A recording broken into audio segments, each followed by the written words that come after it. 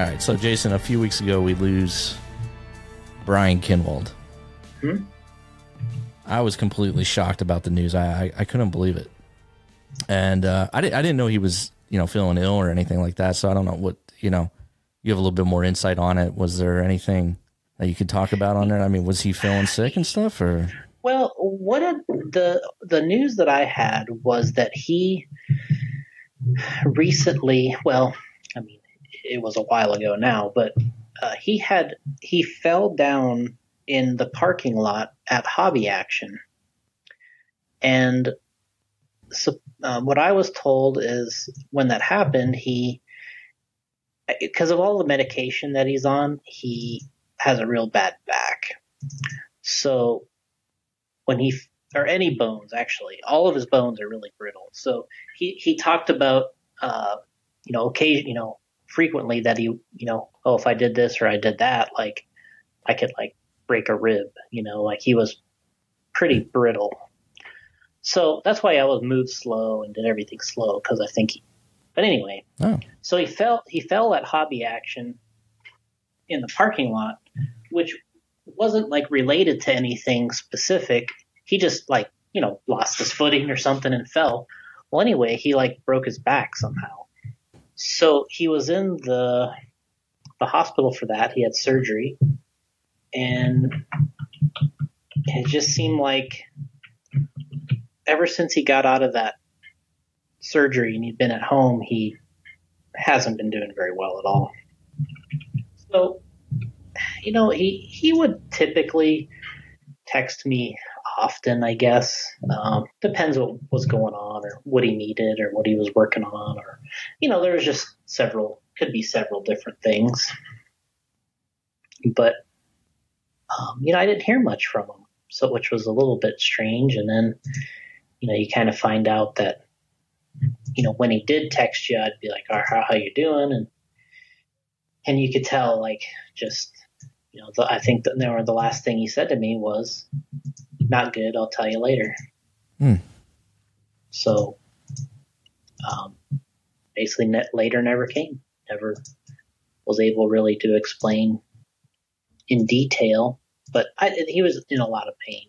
There was some guys local to that area that were helping him out. I think Randy Locken and some other guys that had been helping him get back and forth to the doctors, which we didn't really know about, or most people didn't, but I think a lot of these guys were helping him out back and forth and helping him do different things. And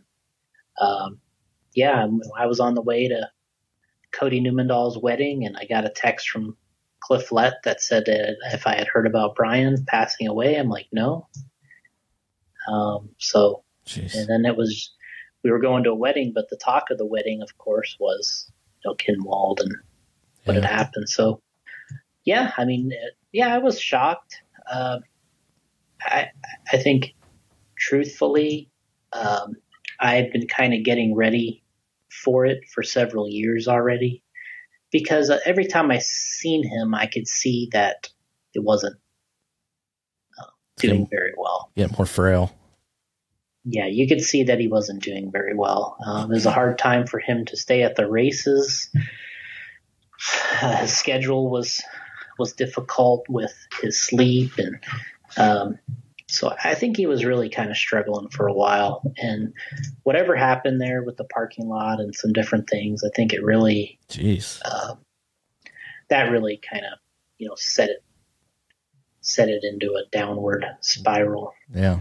So, but that was the talk of the wedding for sure that I was at. And it just so happened that there was a ton of RC guys there. And, of course, everyone has their Kinwald stories. And so it was, we were able to catch up a little bit on some of that stuff. I talked to several people on the phone while I was there, like Mark Pavitas and these guys who were probably knew Brian even maybe better than I did, I guess you could say. I knew him well, of course, but he started, Brian started RC Mark Pavitas worked at a hobby shop called Hobby Shack. And when Kinwald first got into RC, that's the hobby shop they came to get their parts. So Mark met Kinwald really early. And, Mark was already involved with RC. He was working at that hobby shop, Hobby Shack. And so it was definitely, Mark knew him very early, and he remembered him coming to the track the very first few times. And because, they all kind of ran the same track there in Southern California, which is RCHR. They all ran at that track, and that's where Brian got fast. That's where Mark Pavitas got fast, and a lot of other guys. The Rick Howard, Steve Chamberlain, Cliff Flett, all these guys raced at that track. Jay Halsey. Jeez, wow. So that was the normal guys. Yeah. Those were the hot shoes, and since it was so close to Associated, the Associated guys, the factory people would be down there, the Genes, the Roger Curtis's, Mike Reedy. I'm sure they were all there. Man. Those are some big names. Some of the early Reedy races were there. I don't think the very first one. I think the first one was at a place called Hot Tracks, I believe. But then I think they moved to RCHR. And that's where Kinwald started. Started there. I think met Mark pretty early. And what years are we talking about here? Approximately. I want to say this is around 88, 89, somewhere around there. Okay. Maybe a touch earlier. But that sounds about right. And, by the time the 1990-91 Reedy race came around, Kinwald was already really fast. He was already a factory associated driver. So 2 or 3 years, he was a factory associated guy, I think. Wow, that's amazing how fast, that time frame, like 87, 88. And next thing you know, early 90s, he's dominant force. Yeah. It shows you how fast it happens for somebody that has it, right? God, yeah. Some people, it takes a while to get a little further along, but yeah, you really should be able to notice some pretty special things, I think, when you're starting. Yeah. Yeah, that was, I think, the beginnings there. And I remember Kinwald coming to the 91 Winter Champs. I think that was the first time I ever saw him. He came there, 91. Yeah, 91 Winter Champs. He came with the Associated team. And it was the year they debuted the RC10T. Oh, wow. And that was the first time I ever saw Kinwald. He was obviously really young looking then, as everybody was. And didn't really say much. Yeah. He always seemed shy. Yep. Yeah, he didn't say much. I remember going over and, I didn't say anything either. So it was like me trying to talk to Brian at the time was like, you're just like, and I just met him there for the first time. Like someone's like, oh, this is Brian Kinwald. I was like, oh, hey, how you doing? Yeah. But, I'm like 14 or 15 and he's probably just a little bit older than that. And he wasn't the legend Kinwald yet. So, Yeah, not at all. He was just he had that paint job, the blue, white drips and the black in the back. He had gotten to that point already, but I don't think he had, hadn't really, he was already, I think, fast and a threat because he had, at that home track of theirs, because that was, where a lot of the racing was going down, especially that Reedy race. He was already a threat there, which is probably why he was at the Winter Champs. Mm-hmm. Between Associated and Reedy, they probably said, hey, you need to come to this race. And I want to say Brian's dad was there with him, which was kind of a little rare because you didn't see his dad at many races traveling with him after that, or not that I remember. So he probably did, the first several races he did with Brian, but then after that, he probably just let him go with the team. But I remember Brian doing pretty well there too. I don't think he made the A main. He ran 2-wheel drive and 4-wheel drive. And I remember him being maybe like in the B main, but I remember him still being all about tires. That's what was kind of funny, because there was a time period when I remember Cliff Lett and a few other guys recognized that the track was progressing to the point where they thought you could run foam tires on a dirt car. Wow. So all the people out there that hating on the racing on carpet, AstroTurf, the dirt's like asphalt. In 1991, they were trying to pull out the foams to run. So wow, that stuff is never. The games have not existed, I guess you could say. Yeah. But yeah, anyway, I remember Kinwald being one of the ones that had the foams on his car, and they're the Yokomo foams, and the rears had this groove around it. Really cool looking tire, especially to somebody like me who is like just got out of racing stock truck. I'm just like, there's an RC10T there for the first time. You're seeing foam tires on a dirt off-road car. You're seeing the Cliff Letts, the Kinwalds, and Halseys, and all these guys. And you're just like, whoa. Yeah, mind blown. Yeah, so that was a really big introduction to those guys. And that was the first time I met Brian. And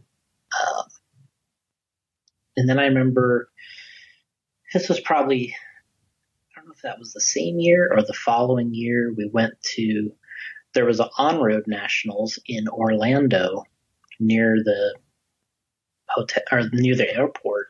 Mm-hmm. And the name of the hotel was called the Penta, and they held the on-road paved nationals there. And I remember Kinwald came there with Barry Baker to race. They roomed together. So, and I had met Barry, and God, this is probably 90. That's probably 92. Yeah, that sounds right. So in 92, we had made my way around to some other events and met Barry, saw Brian again at a Norca Nationals and the Roar Nationals. So yeah, and then did that on-road nationals in Florida. So, now I'm on like my third or fourth time seeing Kinwald, and we're definitely a much closer, I guess, at that point. And then Barry, bringing him into the mix, who I just saw over the weekend. So it's funny that I met Barry and say, let's call it 1992 to now. So how long is that? So that's 8 plus 19. What's that? That's 20. I failed math. Years? Yeah, that sounds about right. Okay, so yeah, so known Barry and Kinwald, 27 years. So it's funny because Barry's one of those people that I walk into the building, any race that he's at, and we don't have to shake hands. We don't have to do anything. And we can just pick up right where we left off. So it's like whatever the last race, the last thing that happened, we just pick right up. Yeah. So like when I saw him in Vegas for the first time, I remember walking by his pit. I didn't even stop. I just said, hey, you've had long enough to get a painted body. I don't want to see another blue body on your car. And I just kept walking, and he's yelling while I'm walking. He goes, look, I got one right here. So yeah, he's one of those guys. And but yeah, that was the early Kinwald stuff. I remember when I saw Kinwald race really well for the first time was my mom and I went to the Norca Off-Road Nationals in Amarillo, Texas. Okay. That was in 92. Awesome track. I mean, this place was really nice. And I was racing mod. I ran modified. I had my Associated cars, and I might have even been partially sponsored by Associated. Yeah, I was. I was partially sponsored by Associated at that point. So I've only been racing, not even 2 years. So I was just getting kind of up to speed. And I remember watching Kinwald at that race, just like him and Mark Pavitas, because they were on the same team. And I just remember watching Kinwald thinking, dude, this guy's he's from another planet. You know, this guy's so good at this. And I remember, you know, they had, like, back then, you know, they had special tires and different compounds. And I remember, like, going over to their pit. And at this point, Brian kind of he knew me a little bit. So I'd go over and he was like, I would talk to him about my cars and how I was set up. And he'd be like, he'd get real close, be like, check out my tires. I'd check out his tires and I'd be like, okay. That's where the hell did you get those? Yeah. You know, and I was like, all right, well, I never, because those guys cut him up and did whatever they wanted to him, right? Well, no, what he did is he actually had a new compound at the race. Oh, okay. Him and Mark, and they were just killing everybody. And the Losi guys were there too. They were running well, and they had new tires. I don't know about compound, but I remember Gil Losi Jr. or it was John Anderson, one of the two. I remember him. Remember when people used to turn people's cars on back in the day, and like you would set them out on the track, and like they wouldn't move at all. Yeah. And then they would just take off for the start of the qualifier. Well, I remember, I want to say it was John Anderson doing it, but they had tires on somebody's car. I don't know if they were Gil Jr.'s or Jack Johnson or one of those fast guys, Losi guys. And he would just wrap his hands around the whole rear tire, and he held the car by the rear tires with his hands wrapped around them completely. And he would wait till the car number was called, and then he would like toss the car down. So you couldn't see these tires. So then it was like, the part that was funny about it is it made you more curious. Like, you know, in today's day, we'll run a new tire, and sometimes you don't make a big deal about it because it always used to be a huge deal to have a new tire. Yeah. Now, since they're a little more common, people are a little more carefree about it. But back then, it was a huge deal. I think especially the Losi guys making a big deal about it. And I remember they had these just micro pin tires, and they were hard back then. So those things had to be killing the pins off of those things in one run. But yeah, Kinwald dominated that race. I remember being in, I kind of remember how the track went. There was like a 180 or something at the end of it. It was really I remember having a hard time with the track, but yeah, watching Kinwald, it was impressive.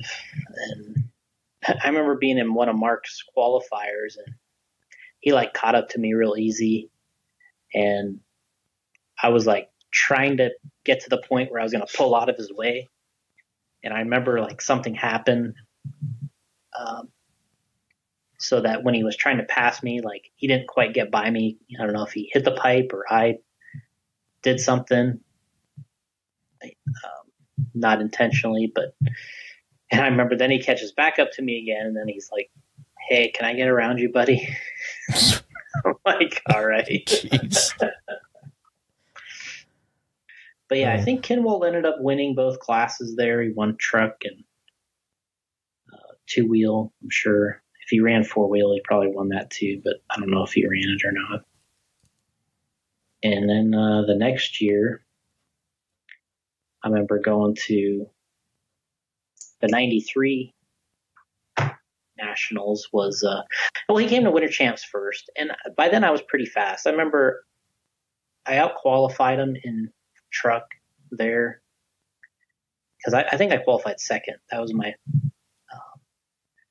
and I got fifth in the main, and I think he might have beat me in the main, but I think I out-qualified him, and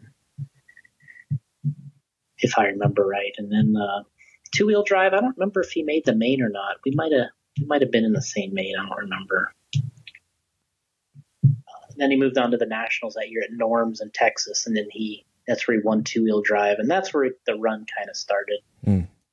He was just, after that, he became like, then he won the Worlds in 93 and won the Truck Nationals in 93, and then he was just off to the races.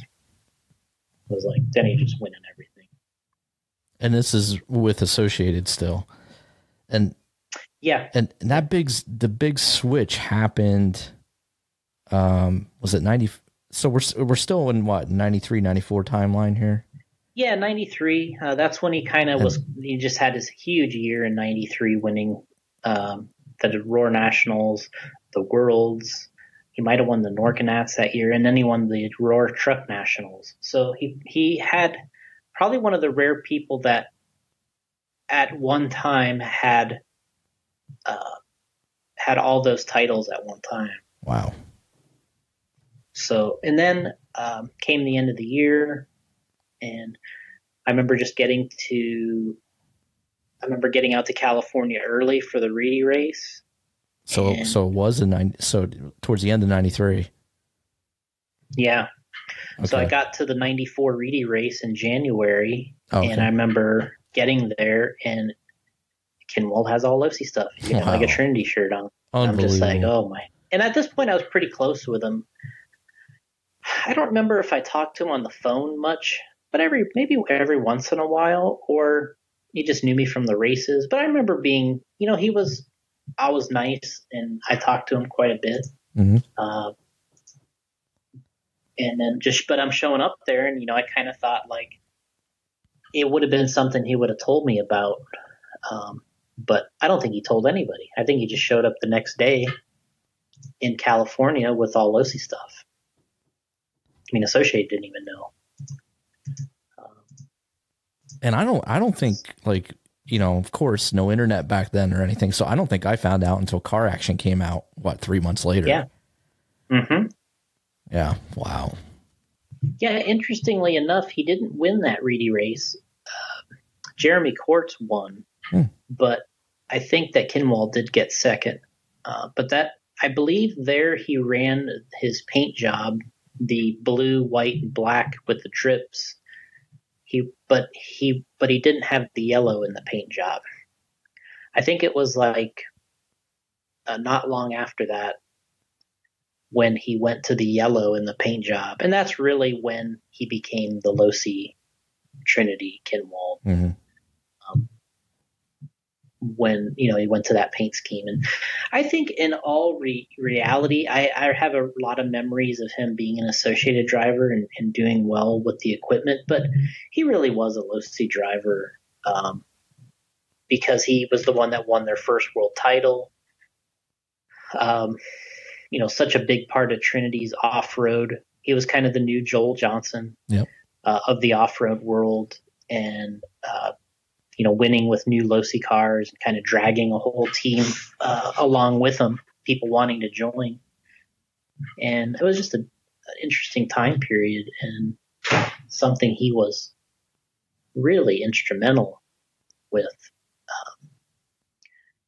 being Losi's main guy, and really somebody they went out to get to win a world in these other races, and he did it. So it was brutal back then. I mean, him and Pavitas were big friends when they started, but they were really rivals more than they were friends for the majority of the time. And Mark has good things to say about him, but it's like in all reality, when you talk to him, he's like, yeah, Kinwald took me out at that race, or I took him out. I can't remember. You know what I mean? Like that's how it was. I mean, it was cutthroat, and when Kinwald made that switch, and I mean, it was the gloves were off. I mean, the races were, it was a battle out there. Absolutely. And you had to decide what side of the fence you were on, and but that was part of what made it fun, I think. It would definitely, there was a lot of the cars coming out at the time. Losi picked a great time to come out with that Double X buggy, which I think really changed off-road racing a lot, because Associated was still relying on the RC10, and Kinwald had won the world with it, but it was the old car. It was people kind of had lost their excitement for the RC10 in a way because they made so few changes back then. And the changes that were being made were really more from the drivers just wanting to equip it, their own way. That's what Kinwald was known for, because his RC10 was very unique. Yep. And he was known for that kind of stuff. And that's how I think that's kind of how the customization started of the off-road cars, was because the RC10 was so old, you would want to kind of put a fresh face on it all the time. So you'd change the colors, or you'd mill something, or you'd change, that's what he was the master at. And when he won that Worlds, that car was like iconic looking.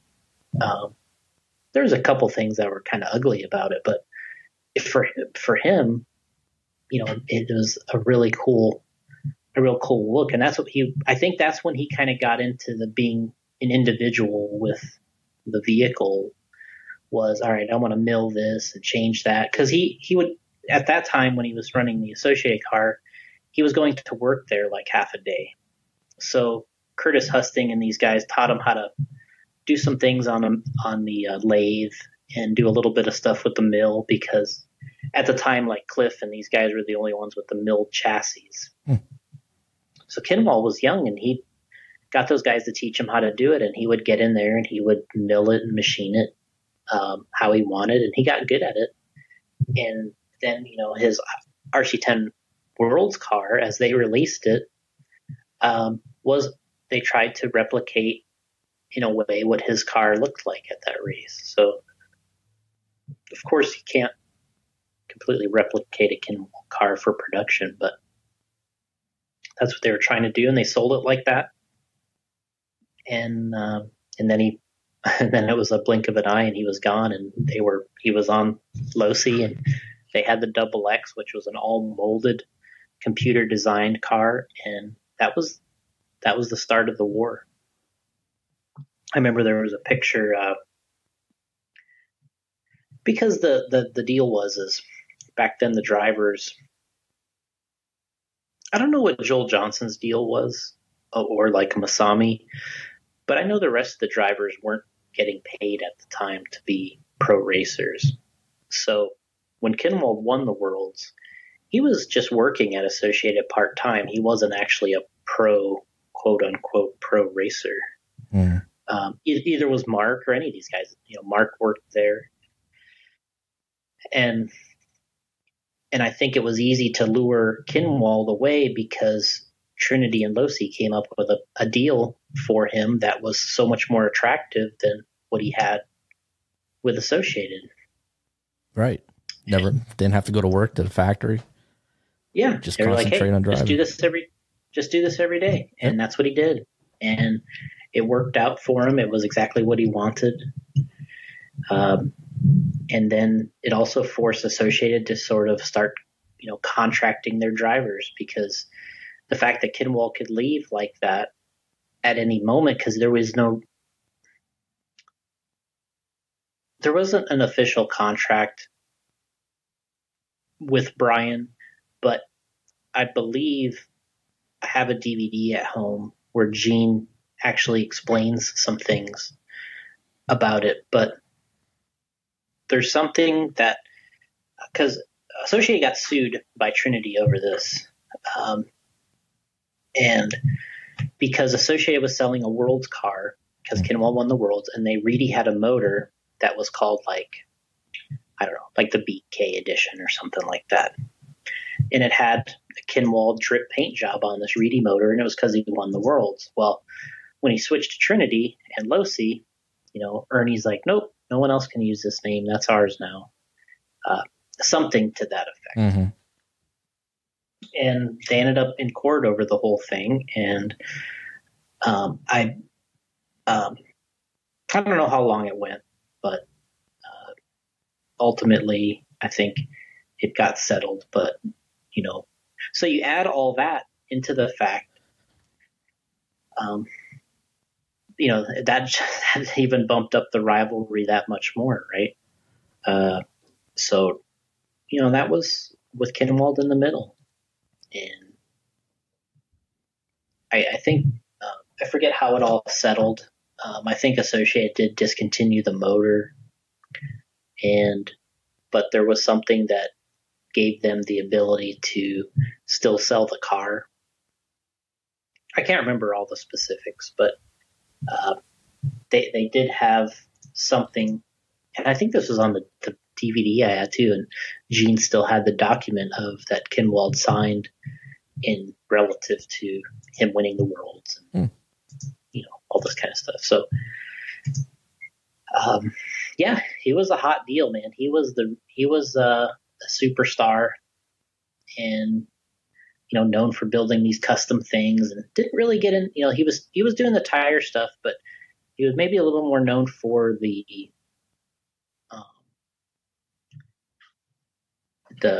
cars being super unique. But one thing I remember him doing, I don't remember if he started it or not, but he always used to cut pins and cut ribs on tires. But there was a while we used to run low C4 rib front tires, was like the front tire to use, even when he ran Associated. And he'd cut the outside rib off. Well, there's two ribs in the middle, and you cut the one on the outside off. And that was like the big tuning thing back then. You're like, oh, you get more steering, you cut that rib off. So that was, but I think, I don't know if Kinwald started that for sure, but I know he was instrumental. Yeah, I remember reading about that in the magazines, and I'd be like, man, what are these guys doing? Like, I'm just buying these tires and putting them on my car. And then you're like, wow, these pros are cutting them up and doing different things with them, reversing the tread pattern or whatever. And I was always thinking, like, how the hell do these guys know to do this stuff? Mm-hmm. But yeah, it was always. I remember after hanging around Kinwald for a while, and then I remember that, and me wanting to do my own experimenting. I remember taking a front tire and cutting all the ribs off of it. And then I would take them and I'd glue them back on the front tire carcass at a different angle. Oh, okay. And I remember doing that to try at the club track in Orlando. And I remember gluing my foams. Before you could get harder foam inserts, I remember I took them and I would put glue in them.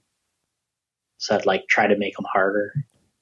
But it was just stuff, you think about a lot of these things, and you had the time and the passion, and you just tried it. But a lot of it was because, you'd hear, you're just thinking, I got to be like Kinwald. I got to take this to the next level, If I'm not trying these things, then somebody else is. Yeah, one thing that's never going to change in racing is, the way to turn quicker laps is you got to have more steering, and ways to get steering you're always in search for, whether it's in the car setup, the handling, the tires, the amount that they're worn, the tread pattern, the height, all these things it was back then and still today ways that you can get faster. Yeah. So you guys are out there cutting them up and stuff? Yeah. I mean, those things, today Spencer he'll take our dirt web 2-wheel fronts. He'll cut a little couple pins out of there and say, hey, these are better. These are faster on certain conditions. And then will you come out with something that's like that then? I mean, we've done it before. I mean, we worked with Kinwald when we did the dirt webs tire, kind of that way. But yeah, the tire that Spencer clips the pins, he only does that on some tracks. But those are the reason he does that is because, he's trying to, he's close with Kinwald, and those were things that Brian would do and has told him that you got to consider. If you want to get faster or try to win races, you got to, those are some of the things you got to think about. Yeah. So, then, when he went on his Losi run, he was the guy, I mean, he was everywhere. He had his own products through Trinity. He had, these started once he won. I think the world, after he won the world, is when Losi did the Kinwald edition Double X, yes. which is probably the most, I would think, the most sought after Losi vehicle that you could get. I think that's probably one that I would want. Is the Double X Kinwald edition. I think that would be the one that I would want. I kept checking my local hobby shop for that to come in. I was like, damn, as soon as it got on the shelf, boom, that was mine.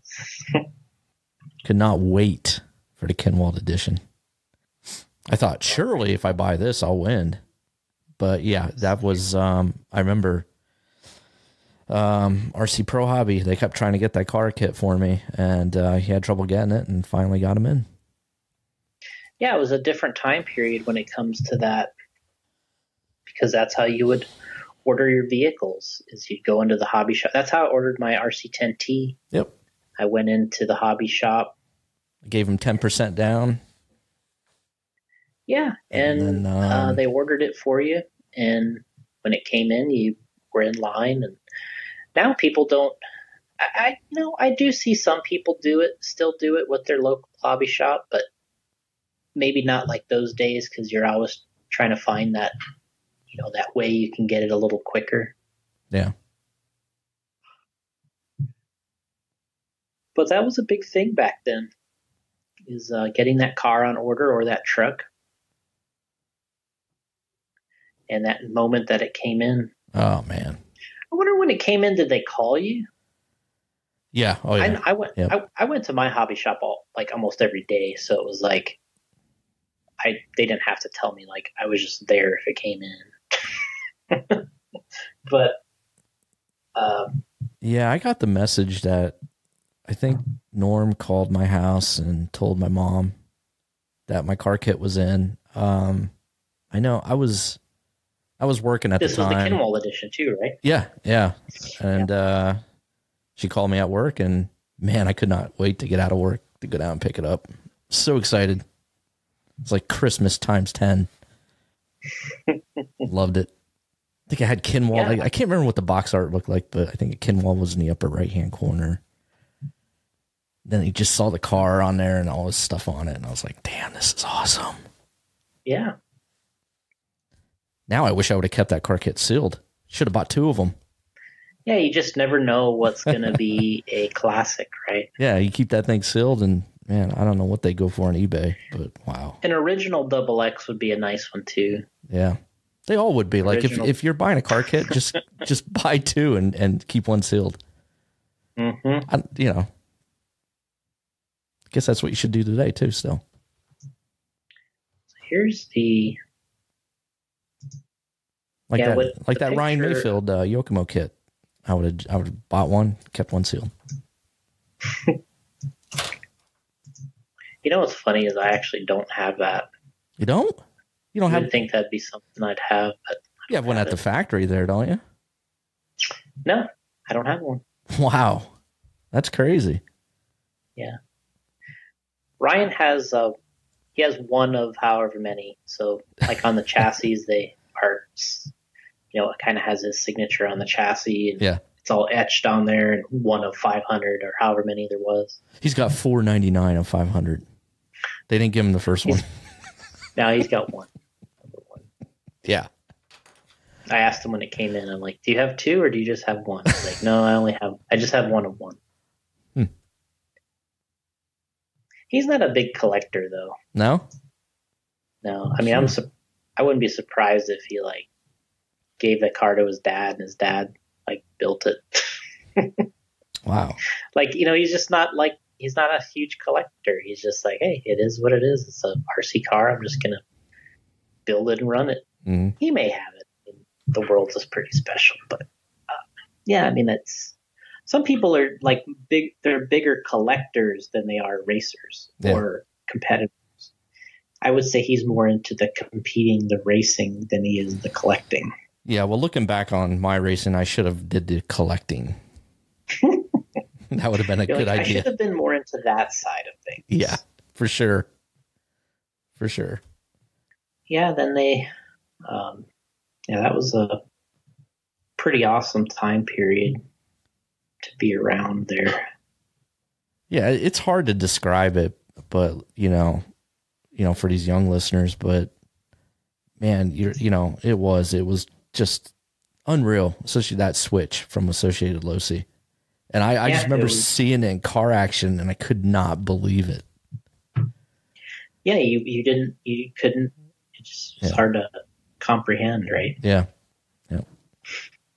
We talked about, he won he won the 92 Roar Nationals, he won the 93 Roar Nationals, he won the 94 Roar Nationals, he won the 95 Roar Nationals, and then Chris Bing won the one in 96. 96.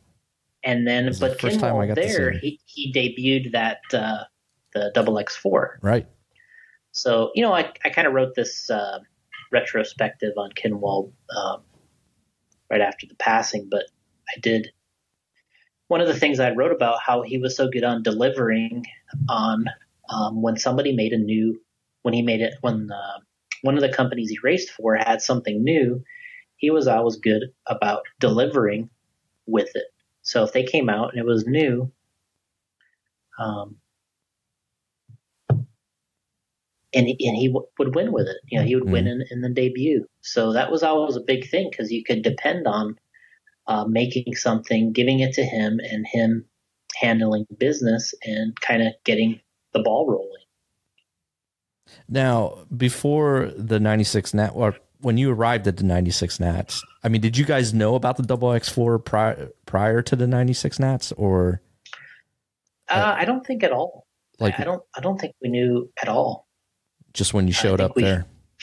Yeah, you show up, and I think there's kind of a, with a racer's mentality is, especially if you're in the competition with somebody. At that time, it was like, oh, they got a 4-wheel, huh? Well, we'll see how it does. It wasn't like I wasn't like excited for them because we were competitors. So it was like we were just like, oh, we'll laugh. That thing's a piece of shit. You know what I mean? Like that's how it was. Like you sit there and watch, and you're like, you try to critique how it's working, and if you are willing to give it some respect. And I think it was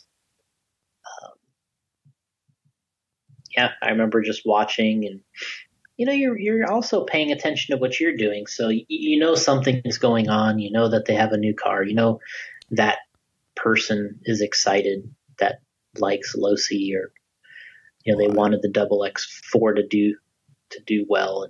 And, but in those days, you just didn't go over there and look either. No. Nowadays, you would watch on the track, and if you would catch something. But nowadays, if Mayfield wants to see something, he'll just go look at it. Because everyone's.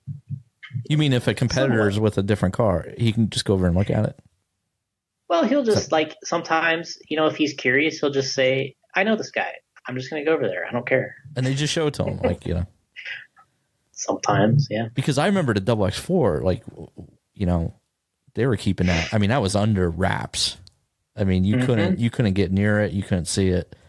I remember Losi Jr. was taking it off, and that was it. You didn't see it. Mm-hmm. They were making sure Car Action or whoever that wasn't getting photos. Yeah, that's true.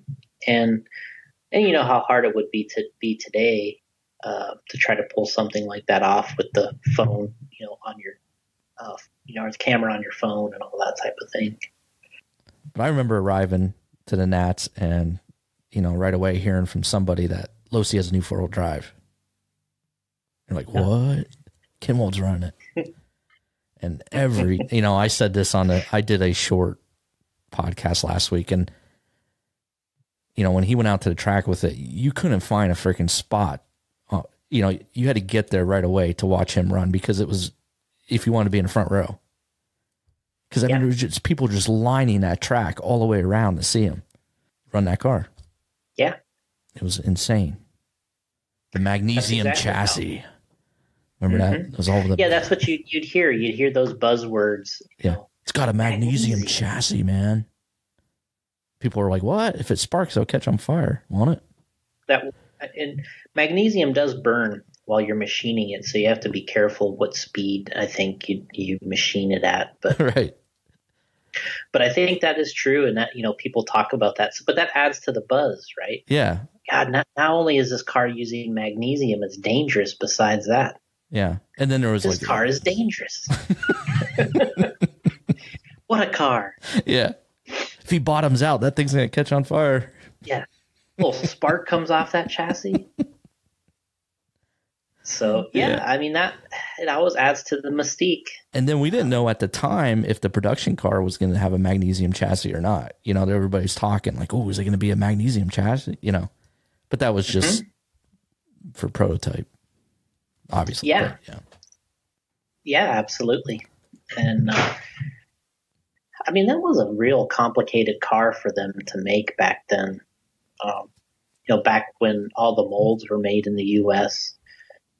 and they'd have to put that car together here in the U.S. And that was a very expensive project for them to do, and a real complicated car. I still think the car was too complicated, in my opinion, with the 3 belts and where they wanted to put the motor. And I still think to this day it was overcomplicated, but people did love that car back then, and they did kind of own that class for many years because they had probably the most well-known built car at that time. Mm-hmm. And there was no associated car, which, all this kind of leads us to when we made our car. But, we made the BJ4, but at that time there was no competition for it other than Yokomo, and their cars at the time were kind of crap, to be honest. And hard to get parts for. Yeah, I mean, that was kind of everybody's throwback word, was because, they didn't really have a solid parts support in the U.S., and it wasn't like you'd walk in the hobby shop and they had all this stuff. But it's a little different today, because back then you wanted to go to the hobby shop and get the parts, or you wanted to have them at the track. Mm-hmm. Today you don't mind ordering online a few days before you're going to do it or use it. People planned for that. Back then it was, you planned for getting it where you raced it. That's just kind of the different times in addition to all that. But the Yokomo cars, they went really, my favorite car was the 95 car that we ran at the Japan Worlds in 95. That was the best car they made, like all the way up till, they've had a lot of cars too. I mean, they made some crap for like 10 years. Just stuff that wasn't very good. And then, but the recent car they have now is really a really nice car. I mean, it's one of the better ones. But yeah, it took them a while it took them till Mayfield got there and told them they needed to make a new car. Wow. He ran that car that one race at the Reedy race. And he's like, "Yeah, I don't like this car. You got to make a new one." And they did. Wow. Then he won the Worlds. Guess it worked. It did. It worked. So the XX4 was Losi's first venture in 4-wheel drive? Yep, that was. And Gil Jr. loved 4-wheel drive. So I think it was kind of natural for him to want to make it, because he had a real liking for that class, because he won a Worlds in 4-wheel drive. Ironic, the first ever Worlds. Mm-hmm. He won that. So I think he always wanted to make it 4-wheel because of that. And so he debuted that thing, and I mean, he debuted so many trucks for them over the years too. I mean, just the other day I saw a video on Facebook. Somebody had posted of they're like, "Yeah, this is Kinwald with an LXT driving around the old SoCal track with other trucks, and I'm looking at it and I'm like, it almost looks like to me like he was driving a double XT, and the other guys are running LXTs. Like he was testing a double XT at the time, and other guys were running, the older truck. Yeah, it's kind of cool. So 96. I can't remember when the double X4 came out. I guess it would probably be almost a year later. 97, I think. Yeah, like mid 97, almost a year. And then, so Associated still ran the Yokomos all the way. Yeah, you guys, all the way till our car. Right, I was going to say, right up into you. A little bit of Schumacher got in there, a little bit of Durango. But yeah, for the most part, there was that connection there with Yokomo for quite a while.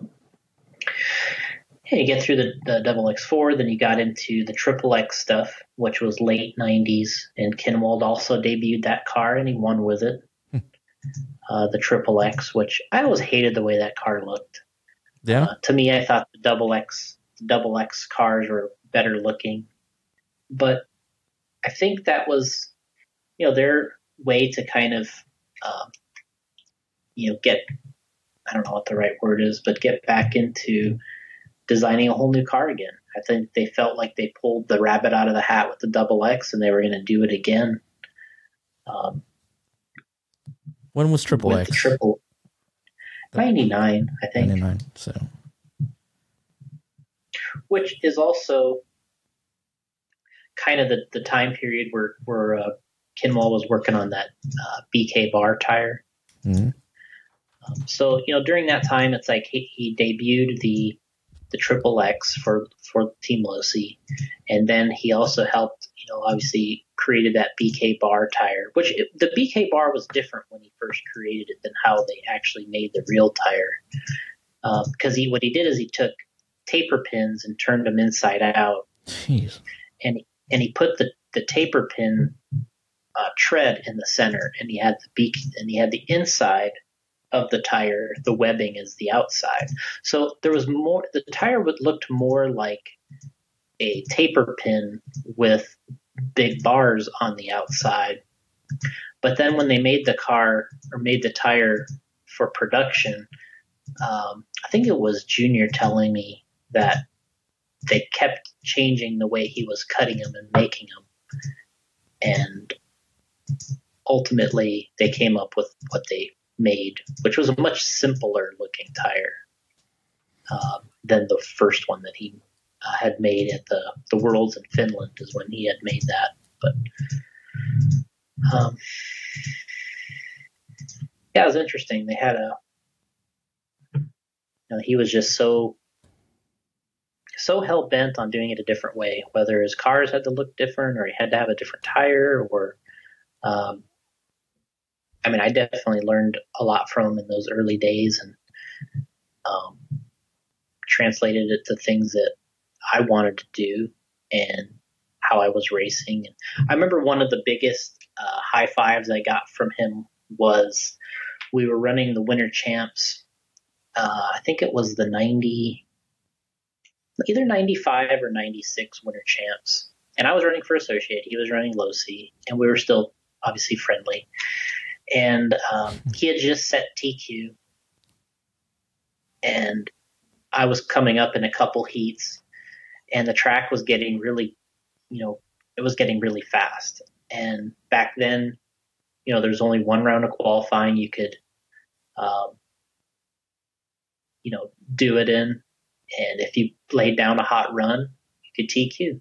So I put slicks on the front of my car, and I ran, traditional treaded rear tires, but I wanted to have slicks on the front because I felt like I was going to have the steering edge on the good track. I was going to put in a run that nobody could beat, even Kinwald. And I remember being on a really good qualifier and beating his time, because they would announce, what pace you were on. And I was going faster than his time, and I came through a section, and I tapped a pipe and it popped off a ball cup. So instead of qualifying in the top 3 or at least TQing right there, I think I ended, because I broke in the fastest qualifier, I ended up being in like the D or the E main. But I remember coming down the driver's stand, and I remember Kinwald standing there because he was watching, and he's like, he gave me a high five, and he's like, dude, you had the balls to run slicks. He goes, and he was just like so happy that somebody else would do it besides him. He's like, that's something I would do. He goes, I don't care if you'd have beat my TQ. I was just so impressed you ran slicks because that's something I would do. And it was just cool because he was more excited that I ran slicks and tried to like basically beat him at his own game. He was pretty pumped. Wow. So, but yeah, it was cool. Oh, we failed to mention that in '96, you had a chance to bury that double X4. Yeah. That's true. I won the first main. Yeah. Yeah. I was running a Yokomo. It was my favorite Yokomo, the good car. And I mean, we never practiced with the things. So it was like you go there to run 2-wheel and truck, but you also ran, like Reedy would always sign you up for 4-wheel if it was like a world's qualifying year or something. Mm-hmm. So he would always sign you up for 2-wheel and 4-wheel because those are the classes you would qualify for the worlds. And then truck was, the bonus class. Well, we always treated it like 4-wheel was the bonus class because that was the car you didn't really care that much about. So I forget what I qualified and whatever. I made the main, and then the first main, I found myself in the lead, and I ended up winning the first main over, Kinwald and Hodap and John Anderson with the prototype double X's. And yeah, I didn't end up winning the overall. Kinwald came back. I think he won A2 and A3. But I think I got another really good finish in those mains, and I got second overall. Wow. But I remember thinking that, I could have buried that car before it even started. Oh, man, that's crazy to think about that. Because, they're thinking, they're like, Mark Pavitas isn't running this class or any of the other guys, so we should be able to go in there and destroy these guys. I mean, that's what I would think. Yeah. They didn't factor in Jason Ruona. Yep. This guy from Florida with his Yokomo he didn't care about wins A1. Then they're like, oh, this guy's for real. Yeah, I wonder what was it like after A1? I wonder if they were like panicking a little bit. Sure they were. Doubt it. Sure they were. I'm sure they were like, okay, well, we're going to have to make sure we're going to win this thing. In those days, I really hated him for it, but yeah. Didn't you say you wanted to throw him off the driver's stand? No, not Kinwald. Oh, I really hated Greg Hodap for it at the time, but he would really bow down to Kinwald in the races. If Kinwald was in position at all to win, he would help him win. Yeah. And that's kind of when they got into that Gold Dust twin. Right. Yep. You remember the Gold Dust twins? Sure do. And that was when they had a run there where those guys were so good together because they were running together. And Greg got almost as fast as Brian, if not faster, for a brief period of time. But he didn't mind if Kinwald had won the first main. He didn't mind kind of helping him out in the second main to kind of sew it up. And there was a little bit of team driving then. Definitely a lot more than there is now between those guys. And I remember, I wouldn't be surprised if Greg was, they talked, the Losi guys talked, and they're just like, look, there's 3 of us in this race. There's only one other guy that can win this thing. We're winning this race. You know what I mean? Like, it was like, I don't remember ever getting hit, though. I don't remember that ever happening. But I mean, it wasn't uncommon in those days for those guys to just kind of get together and be like, "All right, we're going 1 and 2." Yeah. You block. And they did. There were some races I know for sure that affected me, but I really hated it at the time. But you really got to hand it to somebody that's willing to take one for the team or be so committed to getting the win that they sacrificed their own results in a sense. So that's a big thing. But yeah, I don't remember getting hit or anything in that race, but yeah, I remember getting second. And I remember Gene Husting sent me the photo afterwards from the awards, and I remember it just looked kind of funny. Looked kind of funny? Well, it was just funny because it was like, here's this guy that, almost ruined it. Yeah. Did you look all pissed? Probably. No. I don't, that was probably as good as I was going to do. Yeah. I mean, if you're racing Kinwald in those days and you were close, you felt pretty good about it. But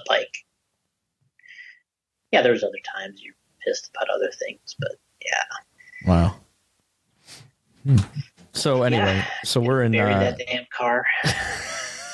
You know what? I there was a short period I raced for Losi for 2 years, and they gave me one of those things, and I just remember I'm like, I don't like this car at all. I did not like that car. Did you burn it? No. But I remember running it once at the Winter Champs, and that's when I was running for Trinity too, and I had a Dieter motor in that thing, and fresh batteries from Dieter, and that thing was so fast. Yeah. But I just hated the way that car was built with the belts, and there was a bunch of gimmicky Kinwald things he had did to the setup that everyone felt they needed to do. And I remember building the car, gluing these aluminum out drives on it. And I just remember thinking, why are we doing this crap? This is so much work. And it's does it actually work any better? Huh. I remember just wanting to run the steel out drives, steel universals, and be like, I want to just make this thing simple. It's already a good car. But Kinwald had every trick in the book done to his car. Wow. He liked that car because he could screw around with it. There was so much he could do to the chassis and modifications he could make. That's why he liked the car so much. It was good though. It was a good time period. In '97, won that first Worlds in Pomona with the double X there. That's when they obviously gave him his own edition. Then we got into 98, 99. He got debuted the triple X, and then the triple XT. Right. Then they did the triple X 4-wheel drive car, which was they did it kind of backwards. They made the triple X. They made the triple X on-road car, the touring car. Then they turned it into an off-road car, because the first time they did the opposite. They took the double X4. They took the double X4 off-road car and made it a touring car, and which was just an overcomplicated touring car. But Josh Cyril was kicking butt with it. Street weapon. And on carpet, the street weapon. So they took the off-road car, made it a touring car. Then they turned that thing into a rally car. Then they turned it into a heavy metal truck. They made a bunch of stuff out of that double X4. And I don't remember Kinwald really jumping on board with all those other cars so much. But then they made the triple X touring car, and then they turned it into the 4-wheel. And I always thought that car was garbage. They won a lot of races with it because there was no competition. But I believe there were some hard feelings at a couple Worlds where Yuka Stanari they had all talked and they said they were going to run the Triple X car in South Africa. And then he kind of did a switcheroo on the rest of the team and ran the Double X. So he ended up winning the Worlds with the Double X in South Africa when like Francis and the other guys were running the Triple X. Oh man. So they were all so pissed at him because they had all like kind of said, all right, we're going to run the Triple X. That's the new car, you know, that's the one. And then Yuka kind of pulled the, pulled the switch on all of them. And he was, they're like, we're not even bringing our Double X's to South Africa. We're running the Triple X. And of course he brought his and then ran it and then won. And there were some pissed people about that. Wow. Jeez. But yeah, the Triple X 4-wheel. I don't think Kinwald ever liked that car either. I think he won some races. I know he TQ'd the last time I remember Kinwald being Kinwald was the 03 Worlds in Minreg, which was when we debuted and ran our prototype BJ4 in our first body. 03. Yeah. Okay. And he TQ'd 4-wheel there with the Triple X, and then Cavalieri beat him in the main with the same car. But well, who was running your car? But that was the last time. Well, just me. We only had one. We built one car, or actually two cars, one for me and one for Brad. Okay. And but that was the first time we drove it was the Worlds. But yeah, I remember Kinwald TQing that. He got second 2-wheel behind Billy Easton. He ran a good race, just couldn't quite win the triple mains. And then in 4-wheel, he TQ'd, and it was like, okay, he's got this one, And then Cavalieri got him on the last lap of the third main, and that was that was the last time he was ever in that kind of contention. Because then I believe he got sick. He was kind of in and out of RC, not RC in general, but just for the big race scene, kind of in and out for a while. And then that's when some of the newer generation drivers started getting involved, and touring car was really big. And when he did get back, he was running a lot of touring car, and he almost became so obsessed with touring car that the off-road started, he was allowing other people to get in the off-road and have some success.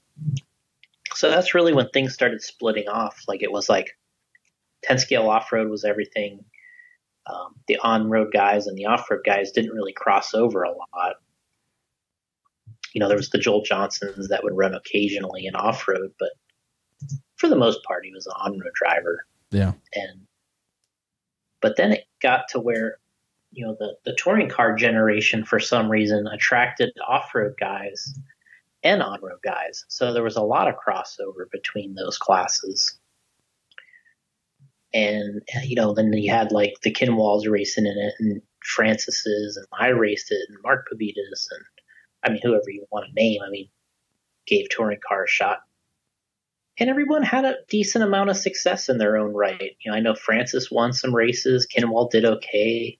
I don't think quite as well as he wanted to. Kinwald didn't have quite the level of success in touring car that you would have thought that he would have had. I almost want to say that Matt Francis had a little bit more for some reason.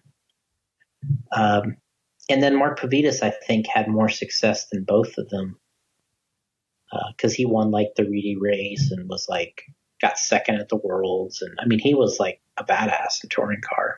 Mm. So yeah, that was an interesting time period. And then you had on the other side, the 8 scale stuff was starting to grow, or let's call it gas or nitro, because there was gas truck, 10 scale gas truck, and then 8 scale. And I remember then Losi started bringing Kinwald to run, 10 scale gas truck. There was the couple nationals where he raced 8 scale. So now you're talking about these guys went from practically racing 2-wheel drive and truck. That was the main thing.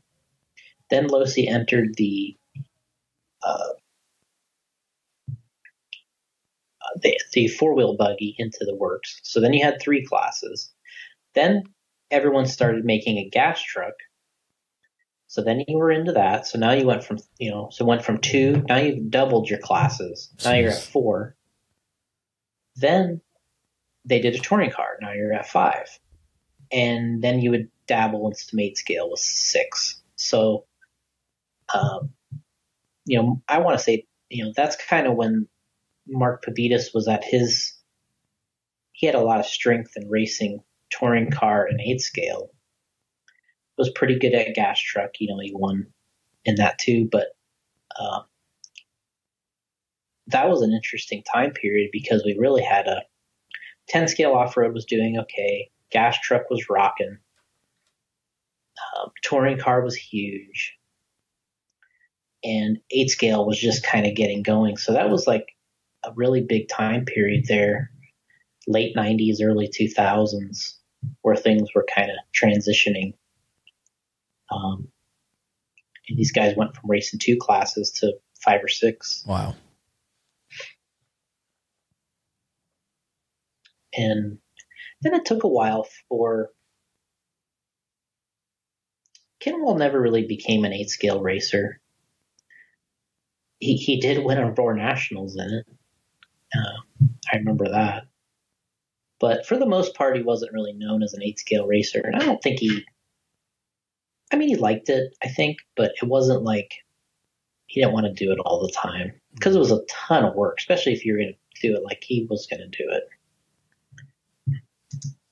And then when you're expected to race all the other classes too.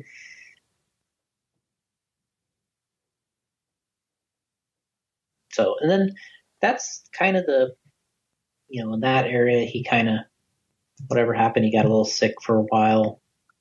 And then he started, when he came back into RC, from whatever had happened, whether he was sick or whatever, he had to move to Arizona. And then when he did that, he ran X Factory.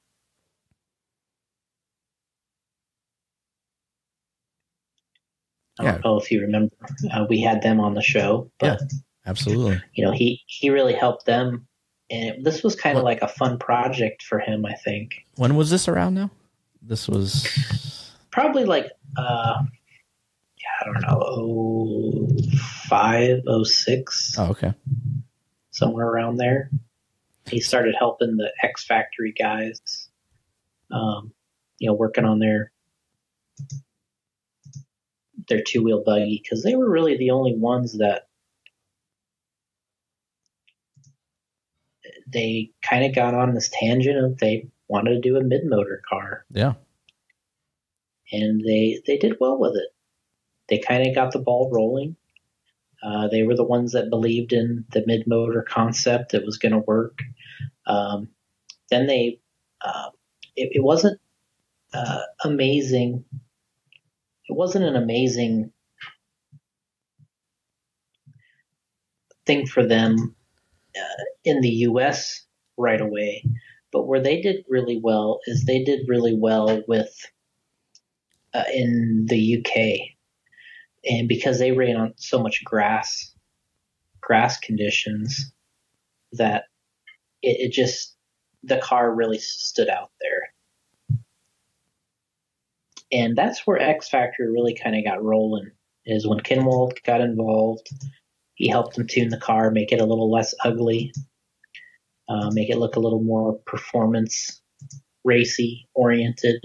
And then when the car started working in the UK, and then we added sugar to a couple tracks here in the US, and you had to have a mid-motor car, that's what changed 10 scale buggy. So, I mean, you could say that Kinwald had a little bit of a hand in that, working with the X Factory guys on that mid-motor car. And that was probably perfect for him at the time.